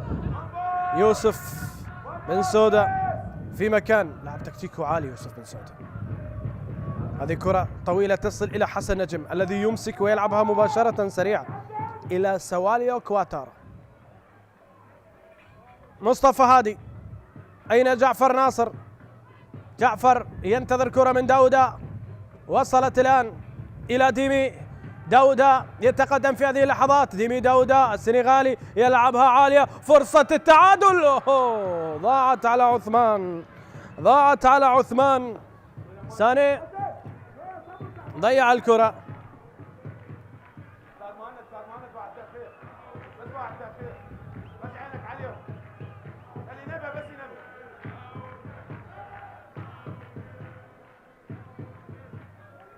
هذه كرة وإعادة لمحاولة خرجت إلى خارج أرضية الملعب. هي محاولة فيها خطورة على المرمى، لكن لو أحسن كان دقيق في الكرة الرأسية.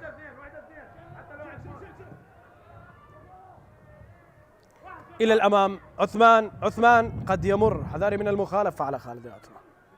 هذه ستحطم كل شيء، يعني حتى لو كان إمكانية. بينما عينك على جيلان لقمان، ما شاء الله يا جيلان يا لقمان.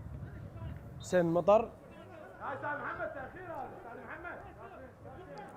ساعة من اللعب مشاهدينا الكرام. هدف لأربيل لا شيء لنفط ميسان.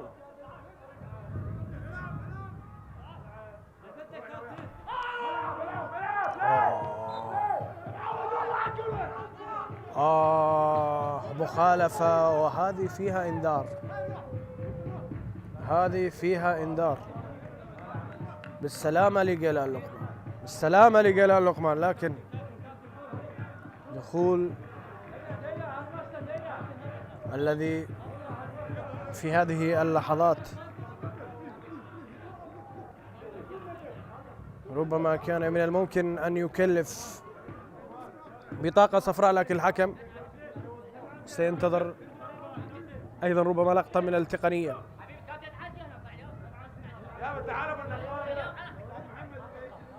محمد سلمان يطلب من جيلان أن يخرج خارج أرضية الملعب لتستمر المباراة. سلامة لجيلان، سيتلقى العلاج خارج أرضية الملعب. لاحظ هنا مصطفى حاول الوصول إلى الكرة، ضرب قدم اللاعب.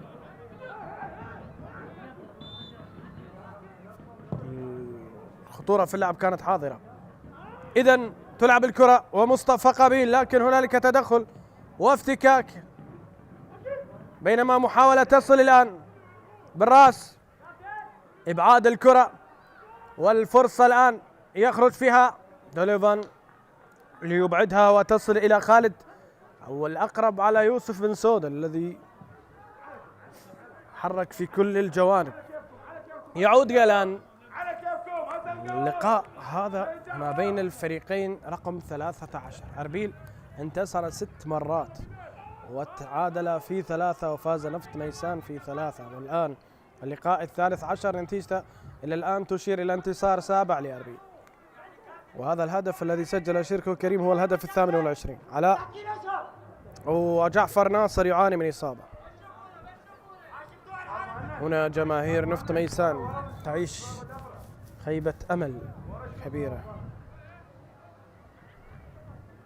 السلامة لجعفر ناصر، أيضا سلامة لكل لاعبين هذه التدخلات القوية. يعني أتمنى أن لا يتعرض أحد من اللاعبين للأذى.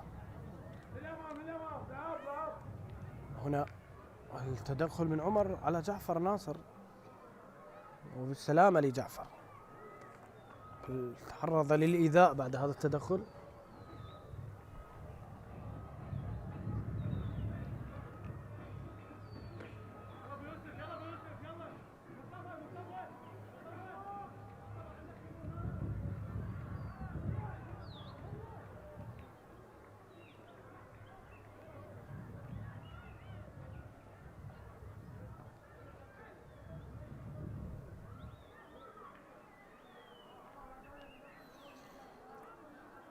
إذن في انتظار أن نكمل أحداث المباراة مشاهدينا الكرام. جعفر ناصر،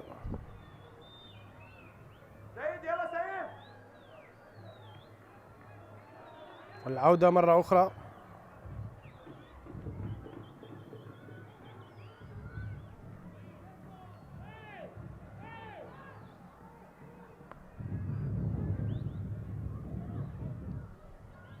المحاولة تلعب من دوليفان، يلعبها أمامية، تدخل في وسط الملعب، يفقدون الكرة، بينما محاولة تصل الآن إلى داود، لا هيليو قريب، ويلعب الكرة إلى شيركو. شيركو يحاول أن يلعب الكرة في الفراغ باتجاه مصطفى قابيل. مصطفى وسواليو، وفي القوة البدنية سواليو غلب على مصطفى قابيل. بن سودا يضغط على حسين مطر الذي يبعد. هنا ماثيو ولا تونجي مع مصطفى هادي.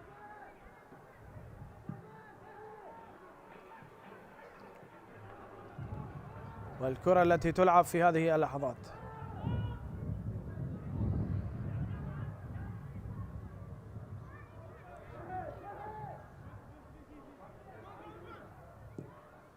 قوية وعالية إلى الأمام، تصل إلى عثمان. تعب عثمان، تعب عثمان، راحت على عثمان صني.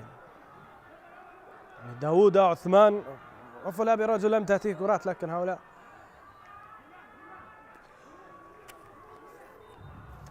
أبدا لم يعطوا الإضافة لنفط ميسان.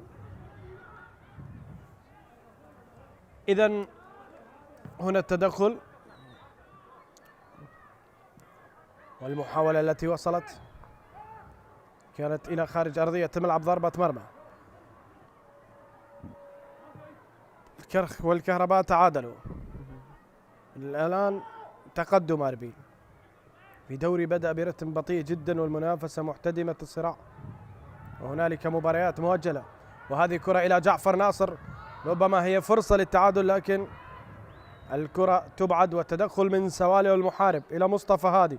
مصطفى في كرة ومحاولة تلعب الآن من جانب مصطفى، وهيليو مونتيرو يتدخل، تعود إلى داوود، شكلها تبحث عن شباك دوليفان في هذه اللحظات. مصطفى محمد جبر ينقل كرة عالية والخروج من دوليفان مهدي.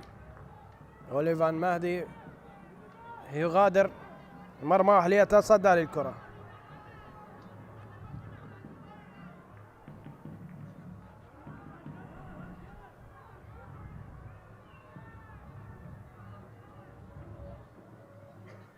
الكرة التي تلعب الآن بالرأس، ديمي داودا يحاول فيها يلعبها إلى عثمان، لكن عثمان كان في موقف متسلل على ما أعتقد. تلعب المحاولة فيها المخالفة والحكم يطلق الصافرة في هذه اللحظات على وجود مخالفة لصالح لاعبي أربيل. هذا خالد كورداغلي في اللقطة الماضية كان حاضر، وهذا روى يوسف، اللاعبين ممتازين روى يوسف.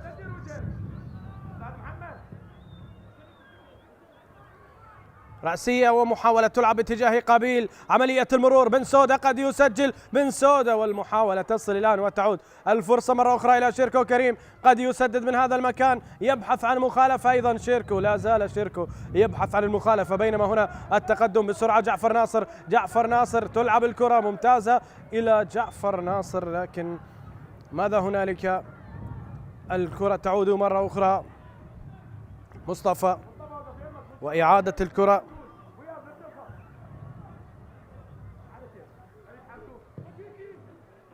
إلى دفاعة نفط ميسان إلى الأمام. الكرات الهوائية التي أرسلت لم يستفد منها أبدا لاعبي نفط ميسان. هذا الوقت أعتقد يحتاج فيه ورقة حلي لطيف يعني. مصطفى قبيل يا عيني يا سلام على فاصل مهاري، وهذه كرة وفرصة الآن لهدف قد يكون حاضر، ولكن المحاولة فيها تدخل ممتاز وفيها مرتدة الآن، فيها مرتدة الآن إلى جعفر، قد تكون يا داوود، إلى جعفر قد تكون يا داوود، بينما أوكيكي أوفولابي، وفرصة التعادل يا جعفر يا ناصر، الكرة تسدد ودوليفان يتدخل، دوليفان يتدخل والمحاولة وصلت إلى أحضان دوليفان، والكرة التي تلعب من جيلان لقمان.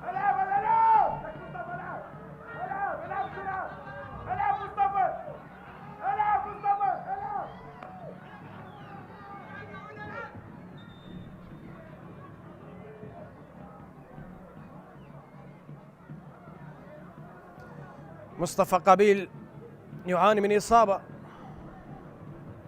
السلامة لمصطفى قبيل، كان مر بطريقة جميلة جدا في اللقطة الماضية.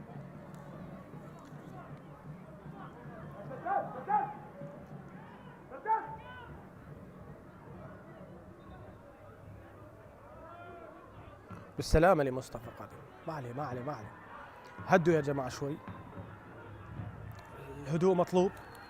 لاعب يعاني من إصابة، بالتالي المفترض أن يدخل المعالج الطبي في هذه اللحظات، وسمير بابو لا يريد خسارة هذه الورقة، يخاف على إصابة مصطفى قابيل.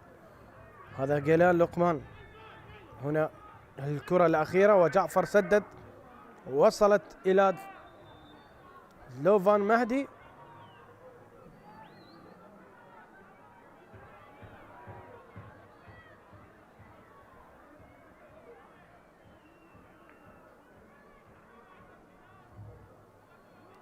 ودخول الكادر الطبي مع دخول الإسعاف لنقل اللاعب إلى خارج أرضية الملعب.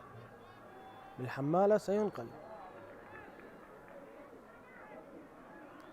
بينما الجمهور الذي يعيش خيبة أمل حتى اللحظة، فريقه متأخر ويبحث عن نتيجة التعادل. مصطفى قابيل سيغادر. أوه أوه أوه أوه أوه أوه أوه أوه. أنتم في فرقة واحدة، أنتم في فريق واحد. حسين مطر، ليك الهدوء. سفين منصور سيشترك بديلا عن مصطفى قابيل.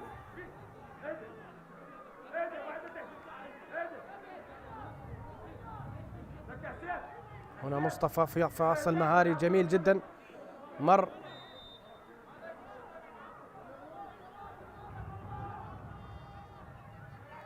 وهذه كرة تلعب باتجاه دفاعات فريق أربيل.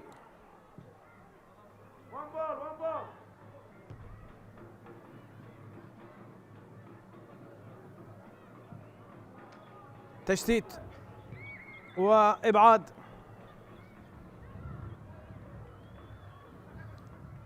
والمحاولة مرة أخرى إلى شيركو كريم. داود يسدد من هذا المكان، كرة إلى خارج أرضية الملعب في هذه اللحظات. وديمي داود يعتذر من زملائه على عدم التمرير، كان ينتظر أن يسجل. هذا أوكيكي أوفولابي. أوفولابي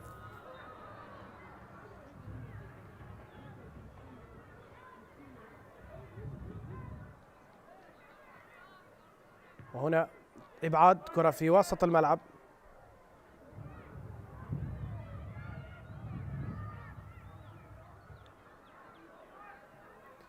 كرات سريعة، مصطفى مع جعفر ناصر، تمريرة ممتازة من جعفر إلى مصطفى، هادي الذي يمر، ولكن هنالك قطع من جانب روى. في كرة تلعب إلى الأمام، يوسف بن سودة ينتظر الإبعاد، وهنا ماثيو يلعبها عالية، ودوليفان موجود ليمسك بالكرة. دوليفان مهدي يمسك بهذه الكرة.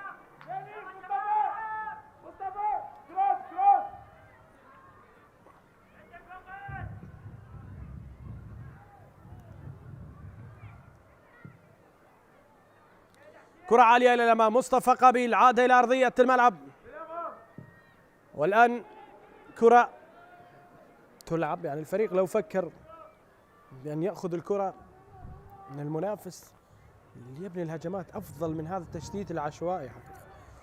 في وقت أعتقد أن المدرب يحتاج إلى ورقة علي لطيف. يعني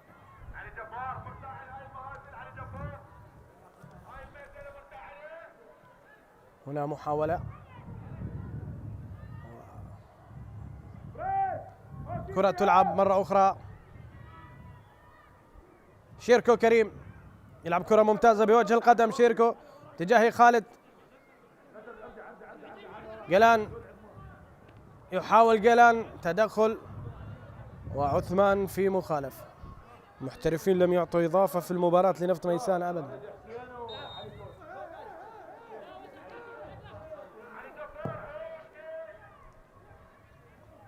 هنا أوراق هجومية، يعني أنا كان بالمدرب يشير بورقة علي كوتي. يوسف بن سودة، والكرة إلى خارج أرضية الملعب.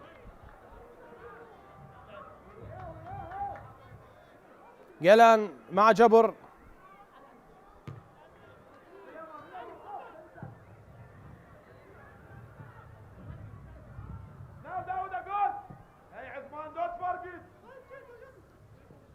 محاولة مرة أخرى. جلان والكرة غادرت الخط، غادرت الخط. رمية جانبية، ربع ساعة متبقية وأقل من ذلك باستثناء الوقت بدل الضائع. يعني المحاولة منتظرة.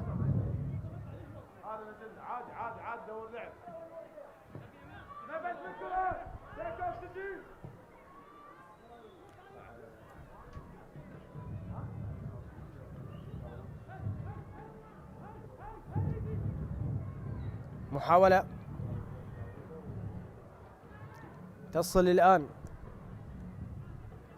لصالح لاعبي نفط ميسان، تنقل من جعفر ناصر وتصل الفرصة الآن قد تأتي. ماثيو يسدد، يا ماثيو يا ماثيو يا ماثيو، هذه لا تأتيك بالحل. المقابل أيضا فقد الكرة شيركو كريم، وهذا خالد كردغلي فقد الكرة الأخيرة.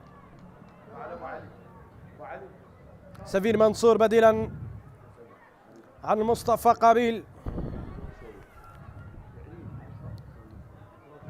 في هذه اللحظات.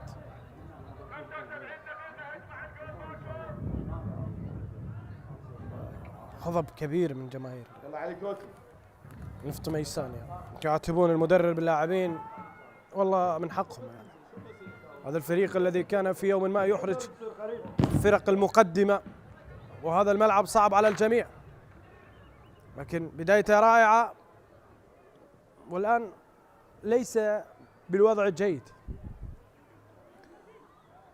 كرة تلعب ومحاولة تصل حسين مطر إلى جبر مع حسين، في كرة تلعب إلى داودة. بدأت الكرة في الأرض وبدأ التحرك. جعفر ينتظر كرة من مصطفى وجعفر، جعفر إلى مصطفى ضيع الكرة، والظهير والجناح متقدمين على مستوى الجهة اليمنى، بينما هنا كرة الفرصة عند يوسف بن سودة يبحث عن جيلان في الفراغ، جيلان يحاول، والكرة لا زالت الآن تلعب بالمباشر من سفين منصور، ولكن فقدها سفين منصور.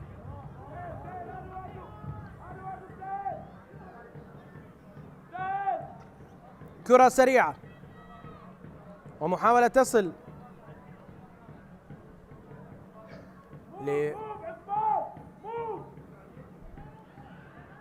فريق نفط ميسان. تمريرات سوالية مع مصطفى. محمد جبر في كرة تلعب الآن لمصطفى، تلعب الكرة العرضية السريعة. مصطفى الدوارة، إرسال كرات عالية بلا حلول. أوفولابي مرر يوكيكي، تعود إلى مصطفى. جعفر لوحدة على الطرف، داودة قد يطلب كرة في فراغ، تمرير، زاوية التمرير أغلقت، ولكن فضل التمرير، بينما أوفولابي علي كوتي مع حسن حسين علي عثمان ساني مع داودة. إذن حسين علي ومغادرة داودة وعثمان. علي كوتي يشترك، ينتهج اسلوب 4-4-2 الان السيد علي عبد الجبار. حسين تعب الظهير، لاعب شاب لكن العطاء قل. وهنا كرة تلعب الان، محاولة، فرصة لأن نشاهد هدف، ربما هي لحظة التعادل الان. جعفر ناصر يلعبها عالية وعلي كوتي ينتظر، لكن دوليفان الممتاز في تصدياته وحضوره يلتقط هذه الكرة.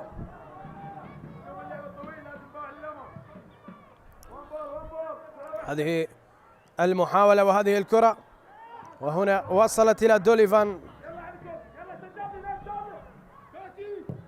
مصطفى جبر في كرة تلعب، والمتابعة من جعفر ناصر، واحدة إلى أوكيكي، واحدة إلى أوفولابي، وكرة تلعب. كيف تركت علي كوتي وأوفولابي ومررت كرة لم ينجحوا في استغلالها، يعني لم تكن من سجاد جبار أبدا منتظرة بهذا الشكل. بينما هنا فرصة للتأكيد، بدأوا يستشعرون الخطر. شيركو يمرر الكرة للثانية، ضاعت على رواء، وضاعت الرواية الكبيرة التي من الممكن أن تروى في مدينة ميسان، على أن أربيل يضع نقاط الثلاث من خارج أرضه وميدانه، ويكون منتصرا مع سمير بابو في صدارة الدوري. هذه كرة تلعب، علي كوتي يستغلون طول قامته، بينما هذه كرة تلعب من أوفولابي. خالد كردغلي، وهنا المحاولة التي تلعب من جانبي لعب جيلان لقمان، خالد وجيلان، وإعادة الكرة من جانبي جيلان إلى روى. هيليو ينتظر وشيركو على الطرف، تلعب سريعة، شيركو يضغط على حسن نجم، استلم حسن، مرر إلى سواليو، نجحوا في الخروج بالكرة. الآن ينتقلون إلى مناطق الضغط، وحسين يلعبها عالية باتجاه أوفولابي وعلي كوتي، بينما روى والكرة من سفين منصور.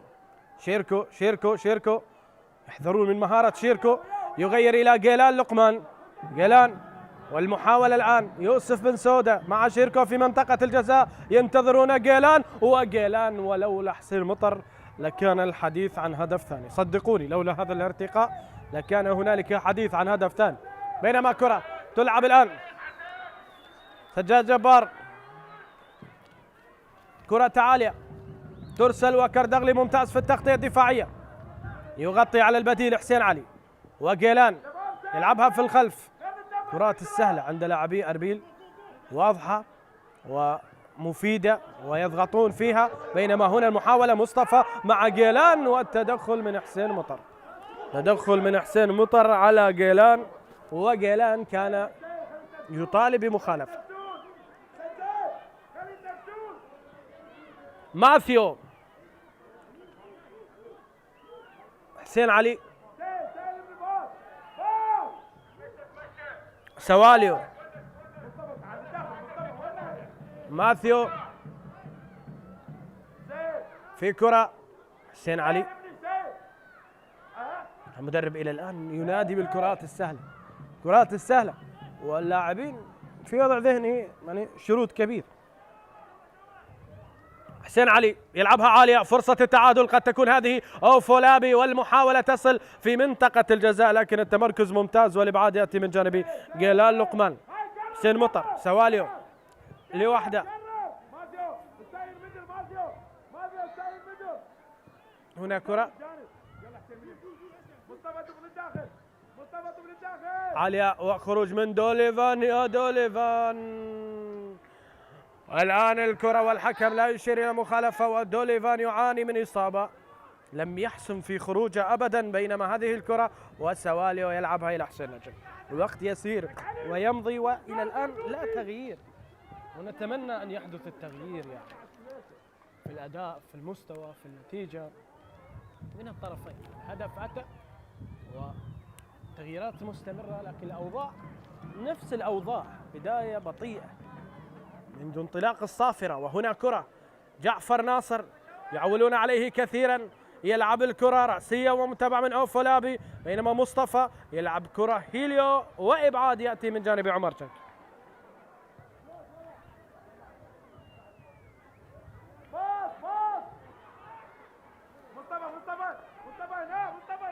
جعفر، وهذه كرة عالية،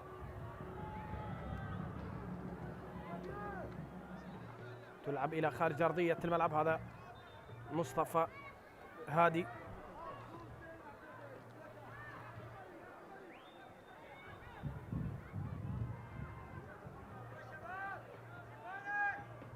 لحظة هذه المحاولة الأخيرة، وهنا كرة لعبت إلى خارج أرضية الملعب المباشر، ضربة مرمى. وعمر شنكي في لقطة مباراة كبيرة قدمها عمر، بينما هذه المحاولة تلعب سريعة.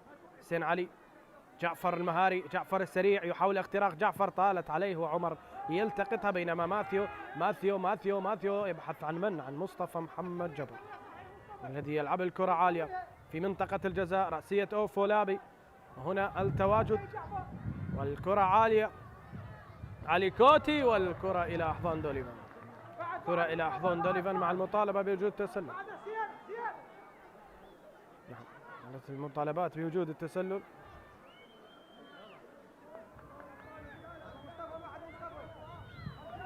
نعم، العوائد من الأوفسايد، والمساعد لماذا قرر؟ ربما الحكم طلب منا أن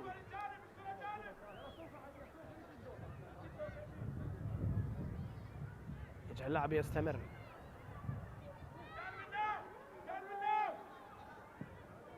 كرة عالية إلى دوليفان مباشرة، مباراة كبيرة لحارس المرمى. والله حتى حسن نجم يعني صعوبة التصدي كرة الهدف، لكنه كان حاضر في العديد من الكرات. ماثيو حسين مطر يحاول فيها،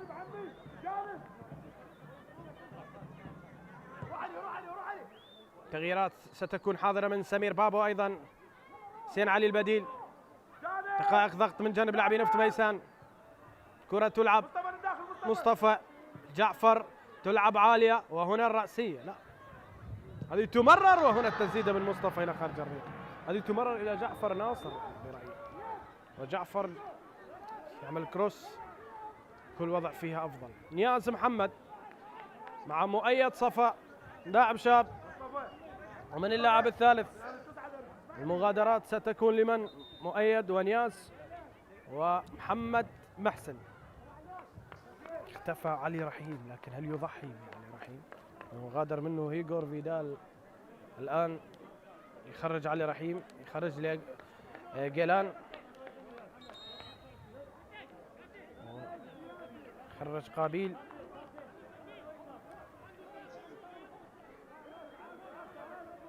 مؤيد، مصطفى، نياز محمد، عمر جنكي أيضا هو المغادر الآخر.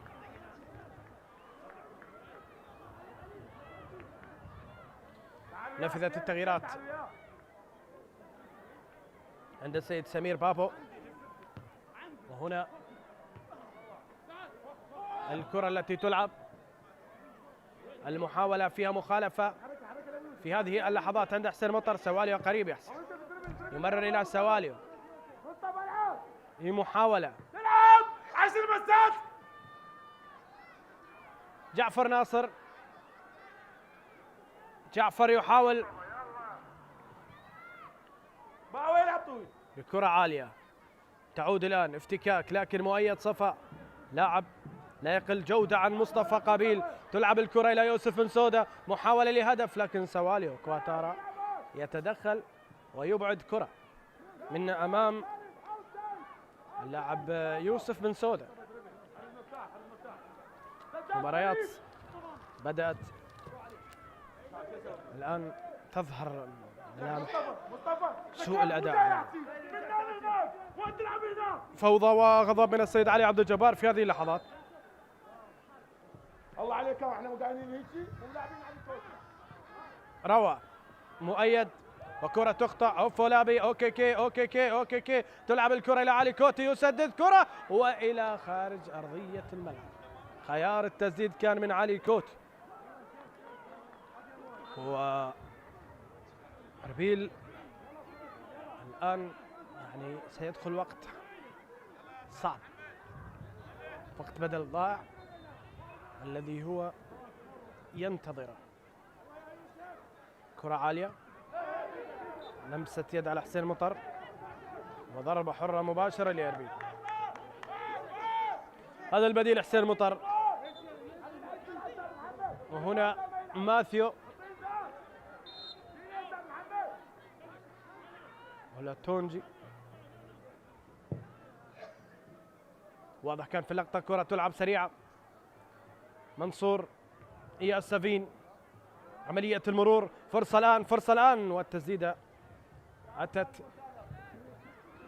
ولكن هنالك تصدي. مؤيد صفا على الطرف، كرة طويلة، محاولة حاضرة، بينما هنا التغطية من روى 6 دقائق وقت مضاف كافية لتسجيل هدف وهدفين وثلاث.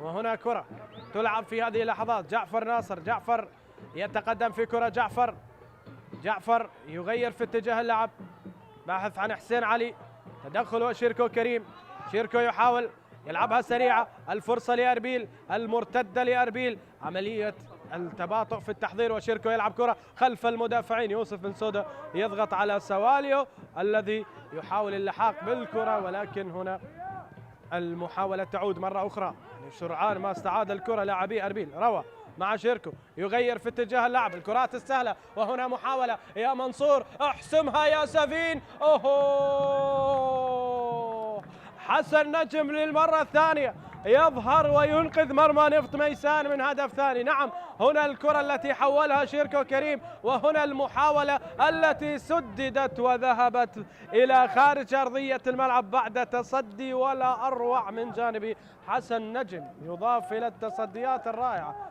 لهذا اللاعب. سفين منصور من سدد، والكرة ذهبت. أربيل وفرحة الانتصار الذي إن تم سيصل بالفريق إلى النقطة 17 مؤقتا. أربيل في الصدارة في انتظار بقية النتائج.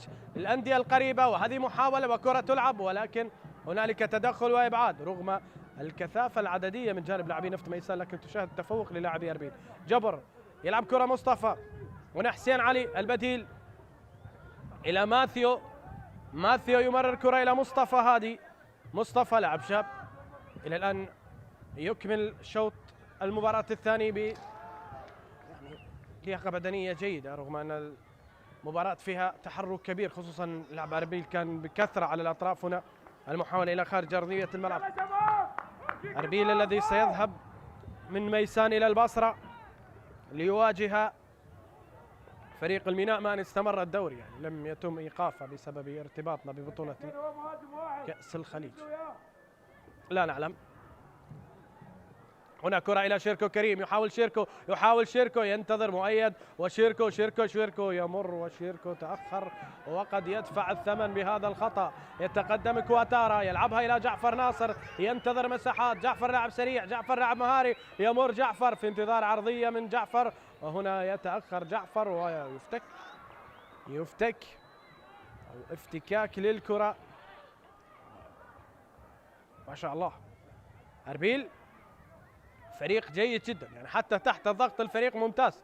وهنا الكرة تلعب من مؤيد صفاء إلى يوسف بن سودة، الثانية بن سودة، ينتظر مؤيد مع يوسف. هنا تبادل كرات، ومؤيد الفرصة للثاني ضاعت، وهنا سجلت. الله على ما يحدث. يوسف يتلاعب بدفاعات نفط ميسان، وفي مرة مدافع، في مرة حسن نجم، الكل تدخل وأنقذ الكرة. وأعان الله السيد علي عبد الجبار على ما يجري في أرضية الملعب. سيء جدا فريق نفط ميسان في مباراة اليوم. لاحظ هنا الكرة والتصدي على مرتين. تدخل كان حاضر، وهنا محاولة تلعب رأسية، والتمرير الحكم يشير إلى مخالفة للاعبي نفط ميسان. إذن نفط ميسان قبل رحلة القرمة إلى الآن هو خاسر، فريق نفط ميسان لو استغل المباريات السهلة التي ضاعت بالتعادل ولا بالخسارة كان الفريق في حال أفضل بكثير، يعني كانوا في صدارة الدوري، لكن لا تعلم ما الذي حدث. محاولات وكرة تصل، سقوط لعلي كوتي ومطالبة بركلة جزاء، بينما هنا المحاولة تبعد. مصطفى محمد جبر يلعب الكرة عالية، والفرصة الآن لنفط ميسان، لاعب ساقط على أرضية الملعب، بينما هنا الفرصة إلى شيركو كريم. شيركو يلعبها إلى الأمام، المحاولة وخروج لحسن نجم في هذه اللحظات. حسن يحاول إبعاد الكرة، وماثيو مع مصطفى، ولا زال علي كوتي يعاني مع اعتراضات. وهنا نياز محمد مع يوسف بن سودة الذي ينطلق الآن. يوسف يحاول عملية التقدم.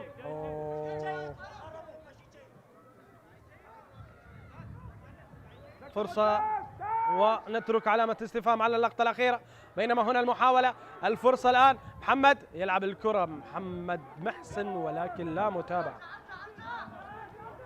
يطلبون أن يعود إلى تقنية الفيديو والفار. يبدو أن التقنية ستتدخل في الكرة. لاحظ هنا الكرة التي لعبت بالعرض، ومحمد سلمان على موعد مع الحوار على هذه الكرة. من هنا في تدخل والحكم يذهب إلى تقنية الفيديو في اللحظات الأخيرة. السيد محمد سلمان لم يراجع تقنية الفار حتى هذا الوقت. علي كوتي قد يكون الاسم الذي يسعف علي عبد الجبار في هذه المباراة. اعتراض من جانب كادر التدريبي لفريق أربيل ويهيئون اللقطة إلى الدولي السيد محمد سلمان. هذه من زاوية هنا، هل فيها تدخل تقريب علي كوتي؟ هل في مرفق؟ لقطة صعبة، لقطة صعبة. الحكم هنا بعد أن يشاهد التلامس موجود يذهب إلى طبيعة التدخل، وأعتقد هي رايحة على ركلة جزاء، لكن مجرد اعتقاد.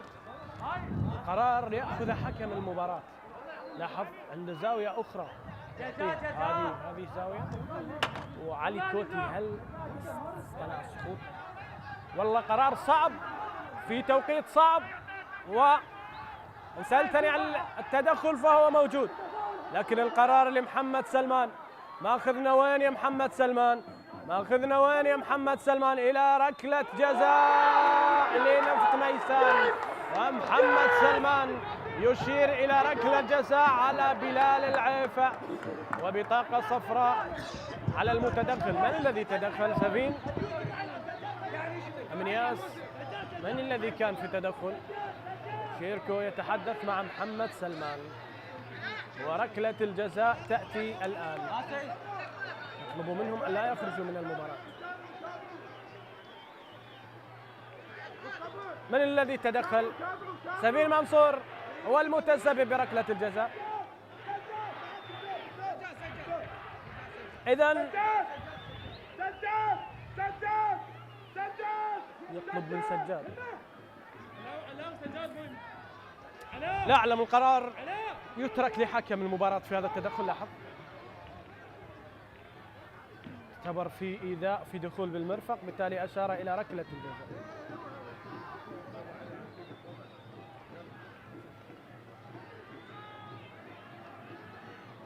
من المنفذ في هذه اللحظات؟ سجاد جبار أم من؟ سجاد سينفذ، سفين يأخذ إنذار، والكل يعتمد على دوليفان.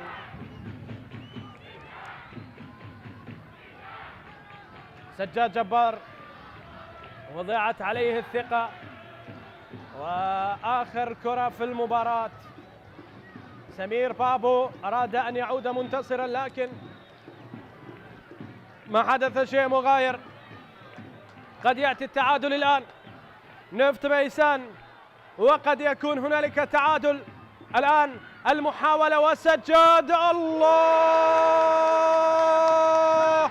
هدف التعادل يأتي وعودة الفرسان. عاد فرسان المملكة ليسجلوا هدف التعادل، ليأخذون نقطة هنا في ميسان، في ملعبهم، في أرضهم، ما بين جماهيرهم، من علامة الجزاء. سجاد جبار يعيد فرسان المملكة إلى التعادل. لاحظ كرة وضعها على يمين دوليفان، بينما دوليفان ذهب على اليسار، والكرة في المرمى، الكرة في الشباك، ونظرة مغايرة لتحرك حارس المرمى. بالتالي هذه الكرة يسجلها سجاد ويعدل الكفة. علي كوتي تحصل على ركلة الجزاء وسجاد نفذ. وهنا المحاولة أربيل، ولو سجلوا الثاني لما كان كل ذلك في الحسبان. هنا المحاولة والكرة تلعب لصالح لاعبي أربيل. محاولة في هذه اللحظات لإدراك هدف ثاني ربما لأربيل، يبحثون عن هدف ثاني. كرة عالية تلعب بالرأس، تصل شيركو مع جبر. شيركو يحاول فيها، شيركو ينتظر مرور وتدخل من مصطفى على شيركو. فيها مخالفة، فيها مخالفة، فيها مخالفة. مباراة 1-1.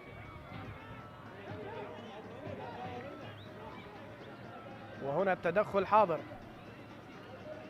في هذه اللحظات. ولقطة على محمد سلمان يأخذها مخرج المباراة.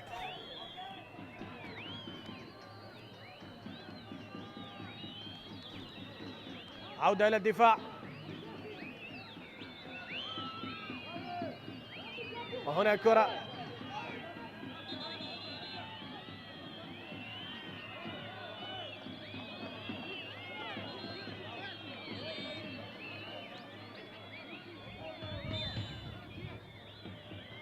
كرة ثابتة تلعب وتدخل، فرصة الآن، مطالبات بركلة جزاء، مطالبات بركلة جزاء واعتراض، اعتراض في هذه اللحظات من لاعبي أربيل. يطلب الهدوء، يطلب الهدوء الحكم السيد محمد سلمان. هنالك اعتراضات ويطلبون العودة إلى تقنية الفيديو من حكم المباراة. هل في لمسة يد؟ هل ترد ركلة الجزاء بركلة جزاء أخرى؟ نشاهد ونبحث. نعم، هنا التدخل وهنا الحكم. هل قبل الصافرة أشار إلى هذه فيها لمسة يد، هذه فيها لمسة يد. لاحظ هنا، لا لا لا لا, لا. من هذه الزاوية وكانها خالية من أي شيء. نعم، ضغط موجود. محمد سلمان ماذا يقول؟ انتهى الوقت المضاف وذهبنا إلى ما بعد المضاف. يعني لا وجود لركلة جزاء هنا. أيها الأحبة أيها الكرام، السيد محمد سلمان ينهي هذه المباراة بتعادل إيجابي بهدف لكل فريق ما بين أربيل ونفط ميسان. نفط ميسان يصل إلى النقطة 12 وأربيل يصل إلى النقطة 15، يساوي المتصدر فريق النفط. إلى هنا أيها الأحبة أيها الكرام أترككم في أمان الله وحفظه، وإلى اللقاء في مواعيد أخرى.